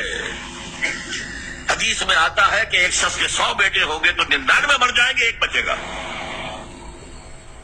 सबसे बड़े मुजरिम वो है। उनकी मादरी जबान में अल्लाह का कलाम, और उन्होंने अल्लाह के कलाम के पीछे अपने आप को नहीं लगाया, उसे अपना इमाम नहीं बनाया। कहते हैं वजाल हो लना इमाम व नूरन व हुदन, उसे हमारा इमाम बना दे। तुम बनाओगे तो बनेगा ना इमाम, बनाने को तैयारी थी। दुआ मांगने बड़ी लंबी लंबी 1-1 घंटे की दुआ जो है हरमैन के अंदर मांगी जा रही है, तरावी के बाद और खत्म कुरान के बाद। ये दुआएं तुम्हारे मुंह पर दे मारी जाती। हो कौन तुम? लस्तुम अला शैइन हत्ता तुकीमु तौरात वल इंजील वमा उनज़िला इलैकुम मिन रब्बिकुम। ए नबी कहती है नहले किताब से, तुम्हारी कोई हैसियत हमारी निगाह में नहीं है जब तक कि तौरात और इंजील को कायम नहीं करो। यही बात अपने बारे में समझिए। या अल कुरान लस्तुम अला शैइन हत्ता तुकीमुल कुरान, जब तक कुरान के निजाम को कायम नहीं करते तुम्हारा मुंह नहीं है कि हमसे दुआ करो, दफा हो जाओ। सुना आपने कि कैसे सही बुखारी की इस हदीस को डॉक्टर इसरार अहमद साहब आलम अरब पर फिट कर रहे हैं, और वो भी खुसूसी तौर पर हरमैन शरीफैन के अंदर जो लंबी लंबी दुआएं मांगी जाती है। तुम्हारा मुंह नहीं है कि हमसे कुछ मांगो, तुम्हारे मुंह पर ये दुआएं मार दी जाती है। इसी को कहते हैं तहरीफ करना। अल्लाह के रसूल सल्लल्लाहु अलैहि वसल्लम ने जो यहां कहा वैलुल लिल अरब मिन शर्रिन क़द इक़्तरब, तो यहां अरब से मुराद क्या है? अरब ममालिक अभी जो मौजूद हैं, और वो भी खुसूसी तौर पर हरमैन शरीफैन। लोगों को इसी तरह ये जिंदगी भर अरब हुक्मरानों के खिलाफ इनके जहन में जहर भरते रहे, और अल्लाह के रसूल सल्लल्लाहु अलैहि वसल्लम की अहादीस को पेश करके इसी तरह गलत उसकी तफसीर करके वैलुल लिल अरब मिन शर्रिन क़द इक़्तरब। ये जो हमारे सामने हदीस है, इसमें लफ्ज़ वैल अल्लाह के रसूल ने कहा है अरब के लिए। पहली बात, जिस जमाने में अल्लाह के रसूल ने ये हदीस कही थी, इस्लाम अरब के अंदर ही सिर्फ मौजूद था, इस्लाम अरब से बाहर नहीं गया था। तो इस हदीस में अल्लाह के रसूल ने वैलुन लिल अरब कह के वैलुन लिल मुस्लिमीन कहा है, इसलिए कि अरब के अंदर ही सिर्फ इस्लाम मौजूद था। तो जो भी इस्लाम लाने वाले थे, जहां तक इस्लाम फैल चुका है, सबके लिए वैल है, ये कहा है। तो ये खुसूसी अरब के लिए नहीं है कि अजम बेहतर है और अरब सिर्फ हलाक बर्बाद होंगे, और अजम जो है उनके लिए बहुत खुशखबरी है, अरबों के लिए हलाकत है। ये सिर्फ अरबों के लिए नहीं है। ये अरब का लफ्ज इसलिए आया है हदीस के अंदर क्योंकि उस जमाने में अरब के अंदर ही सिर्फ इस्लाम फैला हुआ था, अरब से इस्लाम बाहर नहीं गया था। शाज़ो नादिर कहीं कहीं पर कोई ऐसा था जहां इस्लाम पहुंच चुका था अरब से बाहर भी, लेकिन असल जितने लोग मुसलमान हुए थे सब के सब क्या थे? अरबीयुन नस्ल थे। दूसरी बात यह कि लफ्ज वैल का अल्लाह के रसूल सल्लल्लाहु अलैहि वसल्लम ने इस्तेमाल किया। वैल का क्या माना होता है? अरबी जबान में लफ्ज वैल के 3 मानी होते हैं। एक माना है, वैल का माना हलाकत और बर्बादी है, जैसे फवैलुल लिल मुसल्लीन है ना, अल्लज़ीना हुम अन सलातिहिम साहून। दूसरा माना वैल का है कि ये जहन्नम की एक वादी का नाम है, यानी गोया के जहन्नम की वईद सुनाई जा रही है। और एक माना है हैरत और ताज्जुब के, और ये अरबी जबान के अंदर आम लफ्ज है, जबान जद है। हैरत और ताज्जुब के इजहार के लिए लफ्ज वैल का लफ्ज इस्तेमाल करते हैं। वैलक, ये फौरन जबान से निकलता है अरबों के। हमारी जबान के अंदर भी बहुत सारे ऐसे अल्फाज होते हैं, जैसे हम अपने किसी करीबी प्यारे को कहते हैं, अरे पगले तुम ऐसा क्यों नहीं किए, अरे पगले तुम नहीं समझोगे। तो क्या कहना मतलब है कि वो पागल है? प्यार के तौर पर कहा जा रहा है। हर जबान के अंदर कुछ अल्फाज ऐसे होते हैं जिनका हकीकी माना मकसूद नहीं होता। तो इसी तरह अरबी जबान के अंदर लफ्ज वैल का इस्तेमाल आज भी अरब بے دھڑک کرتے ہیں اور حقیقی معنی مراد نہیں لیتے، بس حیرت اور تعجب کے لیے استعمال ہوتا ہے. اور اللہ کے رسول صلی اللہ علیہ وسلم سے متعدد احادیث کے اندر یہ ثابت ہے. اللہ کے رسول صلی اللہ علیہ وسلم نے ویل کا لفظ حیرت اور تعجب کے لیے استعمال کیا ہے، حقیقی معنی کے لیے نہیں، ہلاکت اور بربادی یا جہنم میں جانے کی بددعا کے طور پر نہیں. پہلے جو دو معنی ہے اس حدیث کے اندر وہ مراد نہیں ہو سکتے. کیوں؟ اگر ہم نے ہلاکت اور بربادی کے معنی میں یا جہنم کے لیے بددعا کے معنی میں لفظ وائل کو محمول کیا تو اس کا نتیجہ کیا ہوگا کہ صحابہ اکرام جہنمی قرار پائیں گے، کیونکہ اس وقت جتنے لوگ اسلام قبول کرنے والے تھے سب کے سب اللہ کے رسول کے صحابی ہیں، اور عربوں کے اندر سب سے پہلے کون داخل ہوتے ہیں؟ صحابہ اکرام داخل ہوتے ہیں.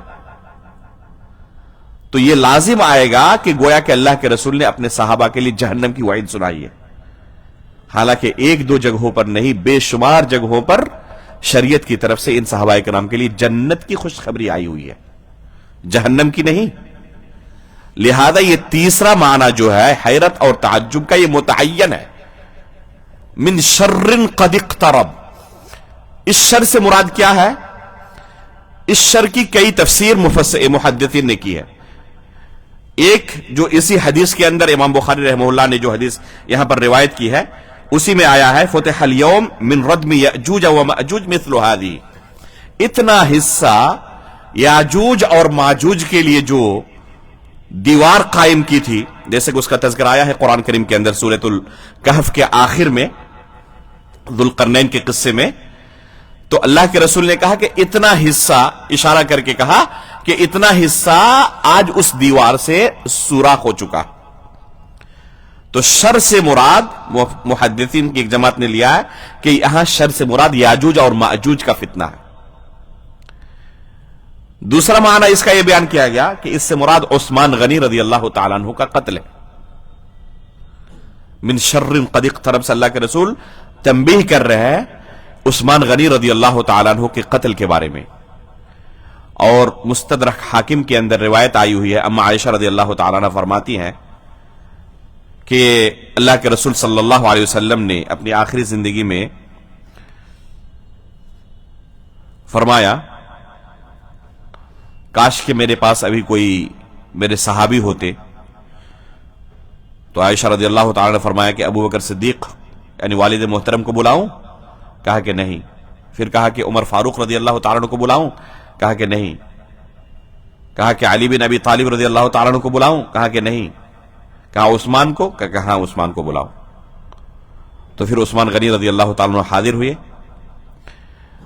اما عائشہ رضی اللہ تعالیٰ عنہ سے اللہ کے رسول نے کہا کہ آپ یہاں سے اٹھ کر چلی جائیں.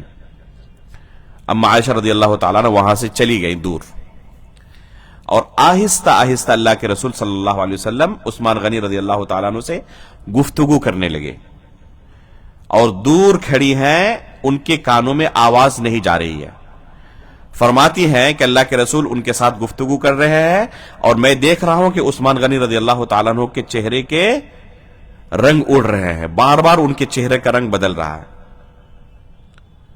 تو اللہ کے رسول نے اپنی زندگی کے اندر عثمان غنی رضی اللہ تعالیٰ عنہ کو ان کے ساتھ جو مستقبل میں واقعات پیش ہونے والے ہیں، جو فتنے ان کے زمانے میں ابھرنے والے ہیں اور کس طرح ان کو قتل کیا جائے گا، اس بارے میں انہیں کہا. اما عائشہ رضی اللہ تعالیٰ فرماتی ہے کہ جب بلوائیوں نے محاصرہ کر لیا عثمان غنی رضی اللہ تعالیٰ عنہ کا قتل کرنے کے لیے، تو اس وقت عثمان غنی رضی اللہ تعالیٰ عنہ نے لوگوں کے سامنے کہا کہ اگر اللہ کے رسول نے مجھ سے وعدہ نہ لیا ہوتا تو ابھی میں تمہارا مقابلہ کرتا، لیکن اللہ کے رسول سے میں نے وعدہ کیا ہوا ہے اور اس لیے میں صبر کر رہا ہوں جو کچھ میرے ساتھ ہو رہا ہے.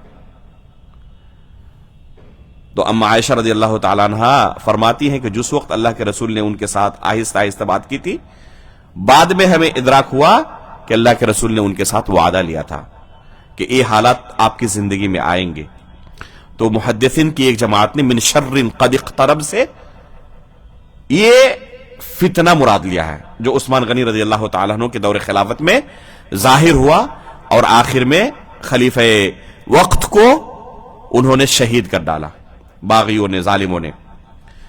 उसके बाद जो अगली हदीस हमारे सामने है, बाबु ज़ुहूरिल फितन, शुरू में इसकी तरफ इशारा किया गया था।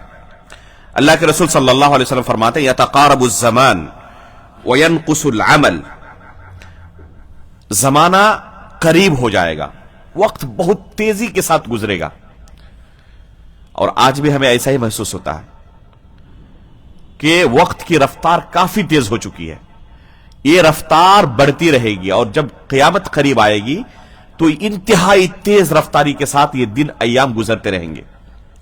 वयनकुसुल अमल, अमल के अंदर काफी कमी आ जाएगी, और ये वाज़ेह तौर पर हम महसूस कर रहे हैं। जैसे नमाज को ले लें, जो कि इस्लाम का रुकन है, जिसके बारे में उस जमाने में, जिस जमाने में अल्लाह के रसूल ने यह हदीस बयान की है, कोई सोच नहीं सकता था कि अपने आप को मुसलमान कहे और वो 5 वक्ता नमाजों का पाबंद ना हो, जो आज के जमाने में हम देख रहे हैं। उस वक्त कोई सोच नहीं सकता था। जो अमाल वो अंजाम देते थे, आज जो लोग अमल करते भी हैं फिर भी उनके अमल और आज के अमल के अंदर मुआजना करें। उमर फारूक रज़ी अल्लाह ताला अन्हु, सही बुखारी की रिवायत है, फजर की नमाज में पहली रकात में अक्सर व बेशतर सूरह यूसुफ को या सूरतुन नहल को मुकम्मल पढ़ डालते थे। आज मुमकिन है एक दिन भी अगर हो जाए तो दूसरे दिन इमाम को बर्खास्त कर दिया जाएगा और लोग भी नहीं मिलेंगे पीछे। पता चला कि पहली रकात के बाद दूसरे रकात में इमाम साहब अकेले हैं, बाकी भाग चुके हैं। अब्दुल्ला बिन अम्र बिन आस रज़ी अल्लाह ताला अन्हु के ताल्लुक से सही रिवायत मौजूद है, सही मुस्लिम के अंदर मौजूद है।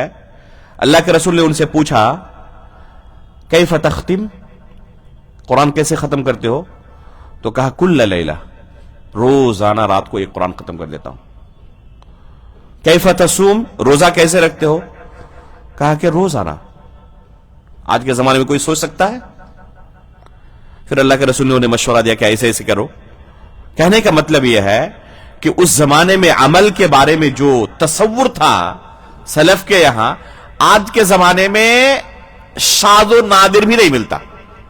शादो नादिर भी ऐसे अमाल नहीं मिलते। तो अल्लाह के रसूल ने कहा, वयनकुसुल अमल वयुल्का अश्शुह, बखीली लोगों के दिलों के अंदर डाल दी जाएगी। इंतहाई लोग बखील हो जाएंगे, अल्लाह के रास्ते में खर्च करने के लिए पैसा नहीं निकलेगा। उस जमाने के साथ आज का मुआवजा करें। गज़वे तबूक के मौके पर अल्लाह के रसूल ने ऐलान किया, उमर फारूक रज़ी अल्लाह ताला अन्हु आधा माल अल्लाह के रास्ते में हाजिर कर दिए। अबू बकर सिद्दीक रज़ी अल्लाह ताला अन्हु ने पूरा माल अल्लाह के रास्ते में दे दिया। उस्मान गनी रज़ी अल्लाह ताला अन्हु 1000 दीनार लेकर आए। 1000 दीनार मतलब, दीनार सोने के सिक्के को कहते हैं। कोई सोच सकता है किसी के पास करोड़ों भी हो, एक सिक्का भी मेरी तरफ से अल्लाह के लिए, नहीं कर पाएगा। सोने का सिक्का अल्लाह के रास्ते में खर्च कर दे। कितना लेके आए? 1000 दीनार।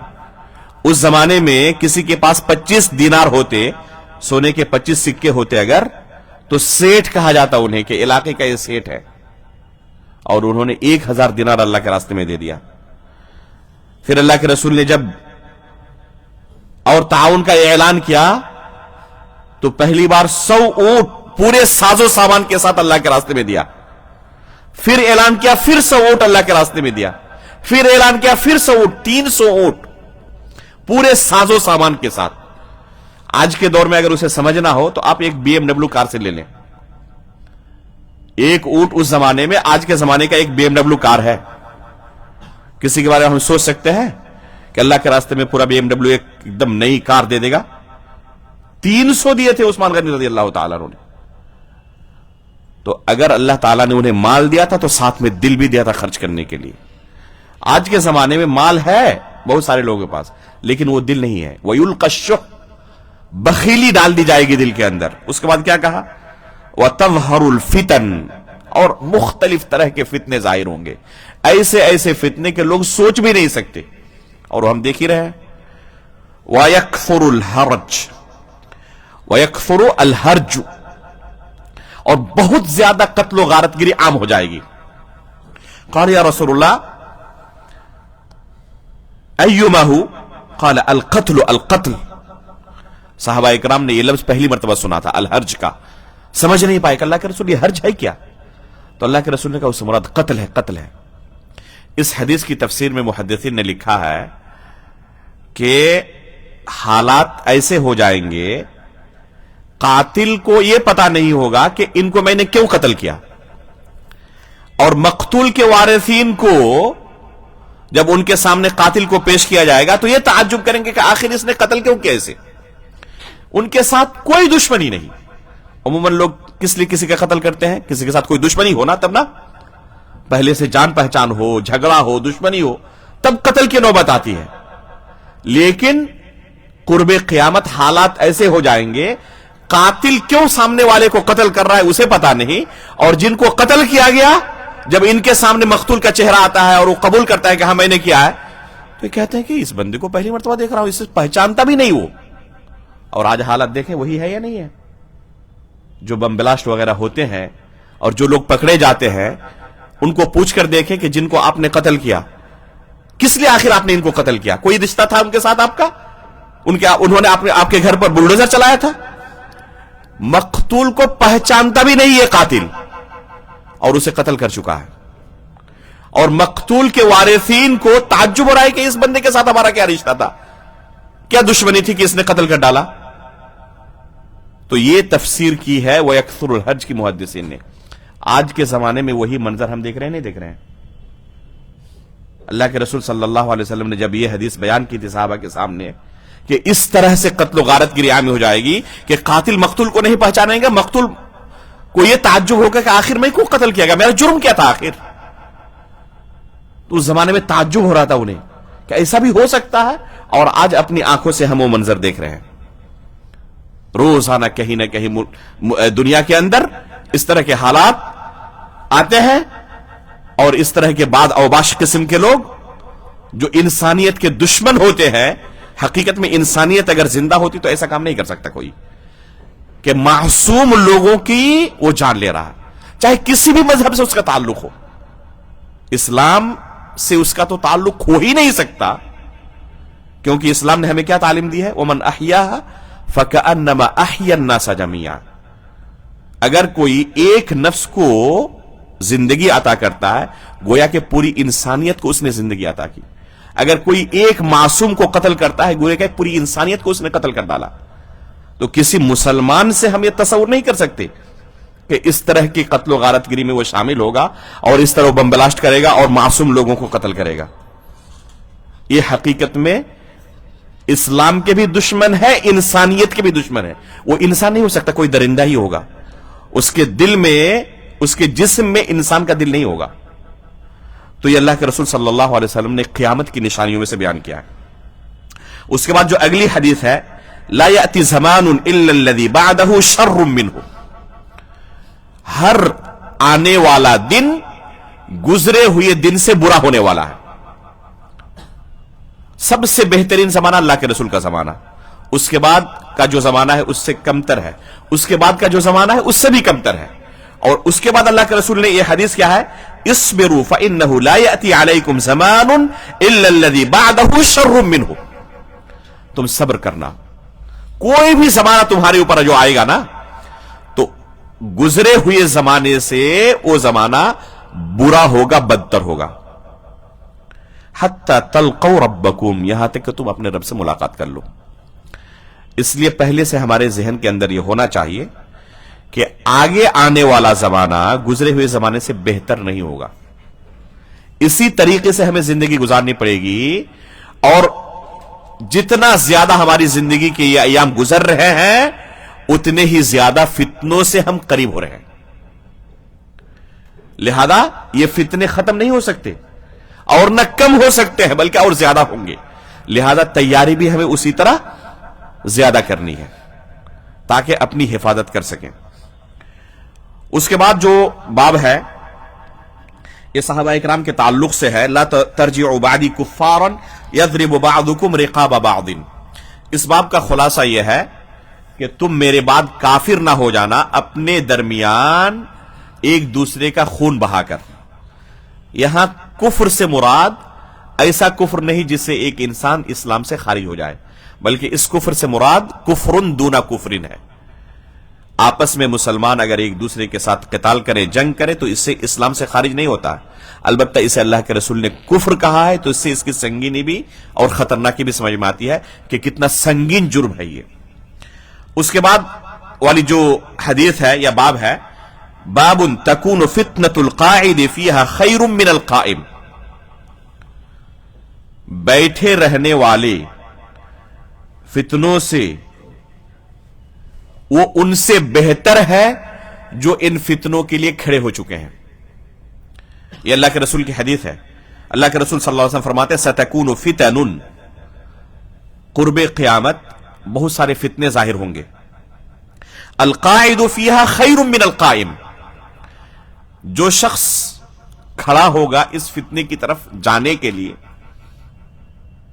جو شخص بیٹھا ہوا ہوگا ابھی اس نے کھڑا نہیں ہوا ہے، صرف سوچ رہا ہے اس فتنے کے بارے میں، اور ایک بندہ اس فتنے کی طرف جانے کے لیے کھڑا ہو چکا ہے، تو یہ بیٹھا رہنے والا بندہ اس کھڑے رہنے والے سے افضل ہے. اس کے بعد کہتے ہیں والقائم فیہا خیر من الماشی، اور وہ بندہ جو کھڑا ہو چکا ہے فتنے کی طرف جانے کے لیے اس سے بہتر ہے جو چلنا شروع کر دیا ہے. فتنے کی طرف ایک بندہ چلنا شروع کر دیا ہے اور ایک بندہ ابھی صرف کھڑا ہوا ہے، چلنا شروع نہیں کیا ہے، تو یہ اس سے افضل ہے. والماشی فیہا خیر من الساعی، اور جو چلنے لگا ہے یہ اس سے بہتر ہے جو دوڑ کر اس فتنے کی طرف جا رہا ہے. دو لوگ ہیں، ایک دوڑ کر جا رہا ہے اور ایک چلتے ہوئے جا رہا ہے، تو چلتے ہوئے جانے والا دوڑتے ہوئے جانے والے سے بہتر ہے. یہ جو اللہ کے رسول نے مثال دی، ایک عام ذہن بھی اسے اچھی طرح سمجھ لے گا نہیں لے گا؟ کتنے آسان لفظوں میں سمجھایا اللہ کے رسول نے. اس کا خلاصہ کیا نکلا؟ فتنوں سے جو جتنا زیادہ دور ہوگا اتنا زیادہ بہتر ہے. اسی کو اللہ کے رسول نے ایک دوسری حدیث میں بیان کیا ہے. سنن ابی داؤد کے اندر یہ روایت موجود ہے، ان السعید لمن جنب الفتن.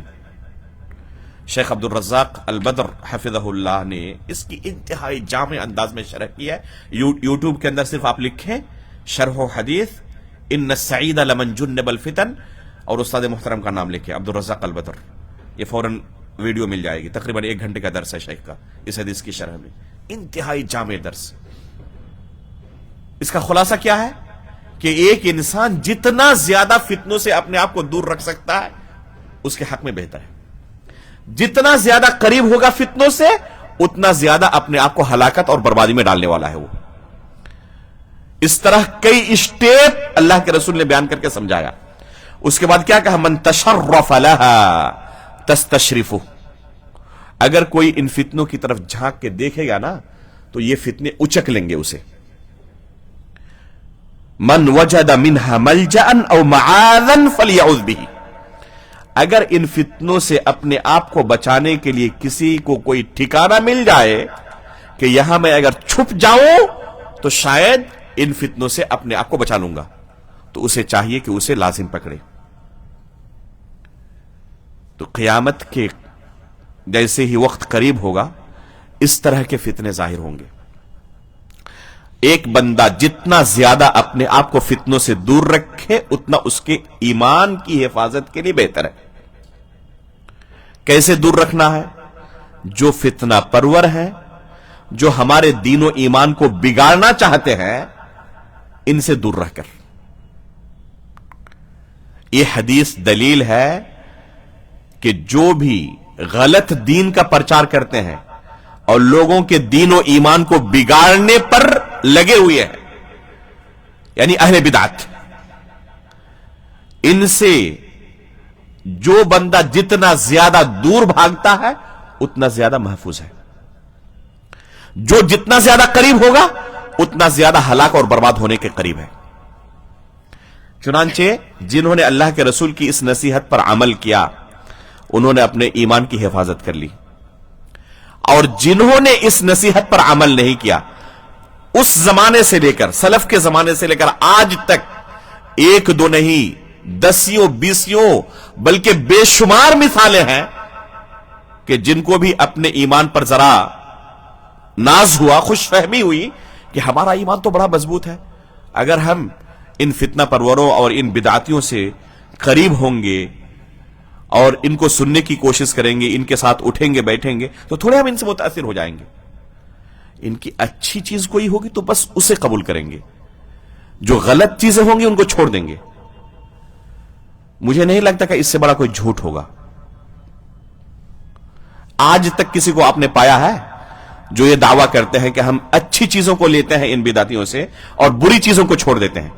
ان سے کہیے کہ ذرا بیٹھیں، بس ہمیں ان کے بارے میں 10 موٹی موٹی چیزیں بیان کر دیں جو آپ کو بہت بری لگی اور آپ نے چھوڑ دیا ہے. ایک بیان نہیں کر پائے گا وہ. یہ صرف لوگوں کو تسلی دینے کے الفاظ ہوتے ہیں، ان کی تمام باتوں کو قبول کیے ہوئے ہوتے ہیں، اور کوئی بھی بات ان کے تعلق سے آپ بتائیں کہ یہ ان کی بری چیز ہے، ان کی بری چیز ہے، اس کا وہ دفاع کرتے ہوئے نظر آئیں گے آپ کو. کبھی بھی کسی چیز کو نہیں چھوڑتے، ہر چیز کو قبول کیے ہوئے ہوتے ہیں. تو یہ اللہ کے رسول صلی اللہ علیہ وسلم کی واضح نصیحت ہے کہ اگر دین و ایمان کی حفاظت چاہتے ہیں تو ان فتنوں سے دور رہے اپنے آپ کو. اگر اس فتنوں سے اپنے آپ کو کسی نے دور کر لیا تو محفوظ رہے گا. دوسرا ہے قتل و غارت گری کا زمانہ. جب دو لوگ آپس میں بھیڑ جائیں، دونوں مسلمان ہوں، تو کسی بھی طرف آپ جائیں اپنے ہی مسلمان بھائیوں کا خون بہائیں گے. آپ کے ہاتھوں سے آپ کے مسلمان بھائیوں کا خون بہے گا. ایسی صورت میں جتنا زیادہ ایک انسان ان فتنوں سے اپنے آپ کو دور رکھے اس کے دین و ایمان کے لیے بہتر ہے. آگے ایک باب ہے التعرب فی الفتنہ. بس اس دونوں باب کا تعلق بیان کر کے اس درس کو ہم یہاں ختم کریں گے، اور تقریباً آدھا حصہ ہم پڑھ سکے، آدھا حصہ باقی رہ گیا. وقت بھی تقریباً ختم ہونے جا رہا ہے، تو انشاءاللہ اگر اللہ تعالیٰ نے کبھی موقع دیا تو باقی آدھا حصہ بھی آپ کے سامنے پڑھ کر اسے مکمل کرنے کی ہم کوشش کریں گے، اور اللہ تعالیٰ توفیق دینے والا ہے. بہت انتہائی اہم کتاب ہے یہ، اور جو ہم نے خلاصہ کیا تھا یہ کم از کم لوگوں کے ذہن میں آ جانا چاہیے.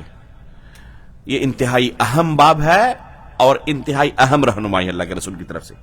بس ان دونوں بابوں کا تعلق بیان کر کے اگلا جو باب ہے یہ التعرف فی الفتنہ، صحیح بخاری کے اندر جو مفصل ہے کہ فتنے کے زمانے میں گوشہ نشینی اختیار کر لینا اور معاشرے سے کٹ جانا، لوگوں کے ساتھ اٹھنا بیٹھنا نہیں، اس کا کیا حکم ہے؟ اصل ہے کہ اسلام نے رہبانیت سے منع کیا. لا رہبانیت فی الاسلام، واضح اللہ کے رسول کی حدیث ہے.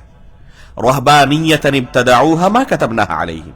اللہ تعالیٰ نے فرمایا کہ یہ رہبانیت جو لوگوں نے اپنے اوپر فرض کر لیا ہے نا، یہ بدعت ہے، ہم نے نہیں کہا تھا اس طرح کہنے. تو اصل ایک انسان کو سماج اور معاشرے کے اندر رہنا ہے اور اپنے ایمان کی حفاظت کرنی ہے، ان فتنوں کا مقابلہ کرنا ہے اور اپنی حفاظت کرنی ہے، گناہوں سے اپنے آپ کو بچانا ہے. اصل یہی ہے.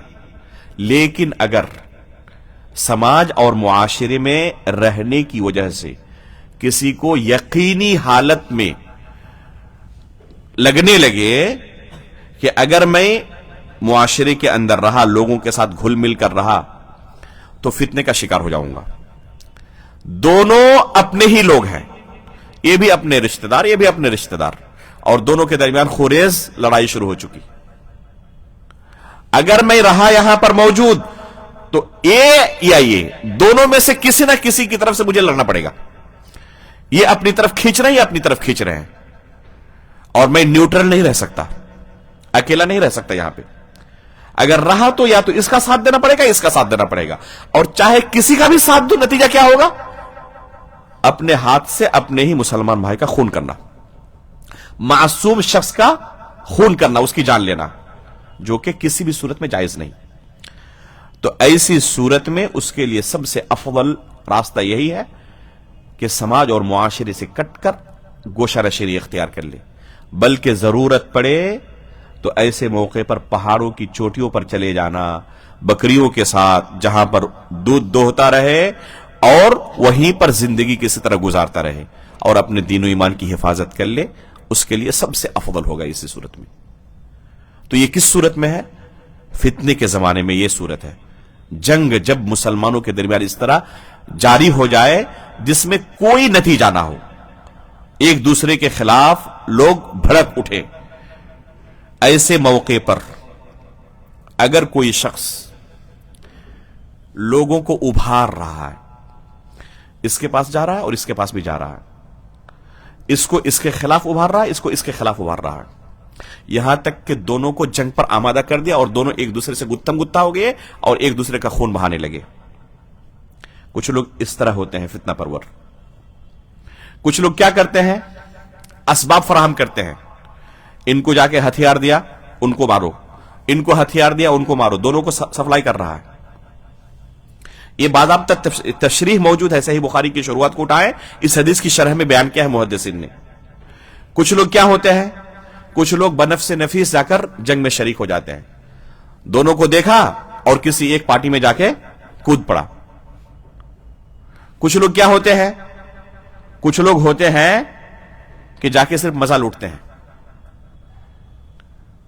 اور نہ اس کے ساتھ شریک ہوتے نہ اس کے ساتھ شریک ہوتے ہیں، لیکن جا کے مزہ لوٹتے ہیں۔ اللہ کے رسول نے یہاں پر جو مثالیں دی ہیں انہی لوگوں کے بارے میں مثال دی ہے، جن کے بارے میں کہا کہ دوڑتے ہوئے فتنے کی طرف جا رہے ہیں۔ یہ کون لوگ ہیں؟ جو فتنے کے لیے لوگوں کو ابھارتے ہیں، ان کو ان کے خلاف، ان کو ان کے خلاف، جیسے کہ خوارج نے کیا تھا علی رضی اللہ تعالیٰ عنہ کے زمانے میں۔ جنگ جمل اور جنگ صفین جو دو جنگیں ہوئی صحابہ اکرام کے درمیان، تو یہ کس طرح جنگ ہوئی ہے؟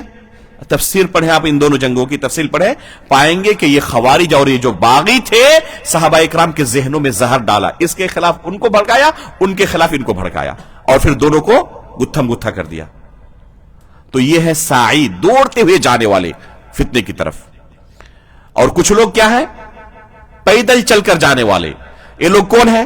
جو اسباب فراہم کرتے ہیں، ان کو بھی ہتھیار دے، ان کو بھی ہتھیار دیا۔ جیسے کہ آج ہم دیکھ رہے ہیں بعض ممالک کو، ان کا کام یہ ہتھیار سپلائی کرنا، ان کو ابھارتے ہیں ان کے خلاف، ان کو ابھارتے ہیں ان کے خلاف، اور تاکہ ہمارا بزنس چلتا رہے ہتھیاروں کا۔ تو ان کو اللہ کے رسول نے کیا کہا ہے؟ پیدل چلتے ہوئے جانے والا، الماشی الی، فتنوں کی طرف پیدل چل کر جانے والے۔ اور کچھ لوگ جو بنفس نفیس جا کے کسی ایک گروہ میں شامل ہو جاتے ہیں اور لڑنے لگتے ہیں، حالانکہ معاملہ ان کا اپنا نہیں تھا، معاملہ تو دونوں کا تھا، یہ جا کے شریک ہو گیا اور دونوں میں سے کسی ایک کو اختیار کر کے لڑنے لگا۔ یہ کون ہے؟ القائم، جو فتنے کے لیے کھڑا ہوا ہے ابھی، اور جو ابھی تک بیٹھا ہے اور سوچ رہا ہے جانے کے لیے۔ یہ کون ہے؟ مزہ لوٹنے والا، جا کے دونوں لڑ رہے ہیں اور یہ جا کے مزہ لوٹ رہا ہے، ایسا نہیں کہ جا کے صلح کرائے، روکے، مزہ لوٹ رہا ہے یہ۔ تو یہ چاروں کے چاروں مجرم ہے یا نہیں ہے؟ یہ چاروں کے چاروں مجرم ہے۔ جو لوگوں کو بھڑکایا یہ بھی مجرم ہے، جو لوگوں کو ہتھیار سپلائی کیا یہ بھی مجرم ہے، جو بنفس نفیس جا کر شریک ہو گیا جنگ لڑنے میں وہ بھی مجرم ہے، اور جو جا کے مزہ لوٹ رہا ہے وہ بھی مجرم ہے۔ تو اللہ کے رسول نے اس طرح کی مثال دے کر سمجھایا کہ اس طرح کے لوگ آئیں گے اور یہ سب کے سب مجرم ہیں، لیکن ہر ایک کا جرم برابر نہیں ہے، کسی کا جرم زیادہ سخت ہے، کسی کا جرم اس سے کم ہے، کسی کا جرم اس سے کم ہے، کسی کا جرم اس سے کم ہے، لیکن مجرم سب ہیں۔ بچنے کا راستہ بس ایک ہی ہے کہ اپنے آپ کو کلی طور پر ان سے علیحدہ کر لینا، کسی کا بھی ساتھ نہ دینا۔ تو یہ ہے اللہ کے رسول صلی اللہ علیہ وسلم کی رہنمائی ان فتنوں سے حفاظت کے لیے۔ یہیں پر آج کے درس کو ہم موقوف کرتے ہیں، بس کرتے ہیں، اور اللہ رب العالمین کی ذات سے امید کرتے ہیں کہ انشاءاللہ کوئی دوسرا موقع ہمیں فراہم کرے گا جس میں ہم انشاءاللہ باقی حصے کی شرح مکمل کریں گے۔ اللہ رب العالمین سے دعا کرتے ہیں کہ جو کچھ ہم نے آج کے درس میں اللہ کے رسول صلی اللہ علیہ وسلم کی تعلیمات فتنوں سے حفاظت کے لیے سنی، اللہ رب العالمین ان پر عمل کرنے کی ہمیں توفیق عطا فرمائے۔ اللہ رب العالمین ہمارے دین و ایمان کی حفاظت فرمائے۔ اللہ رب العالمین ہر طرح کے فتنوں سے ہمیں محفوظ رکھے۔ اللہ رب العالمین ایمان کی حالت پر ہماری وفات فرمائے اور نبیین، صدیقین، شہداء و صالحین کے ساتھ ہمارا حشر فرمائے۔ آمین۔ تقبل رب العالمین وصلی اللہ علی نبینا محمد۔ سبحانک اللہم و بحمدک، اشہد ان لا الہ الا انت، استغفرک و اتوب الیک۔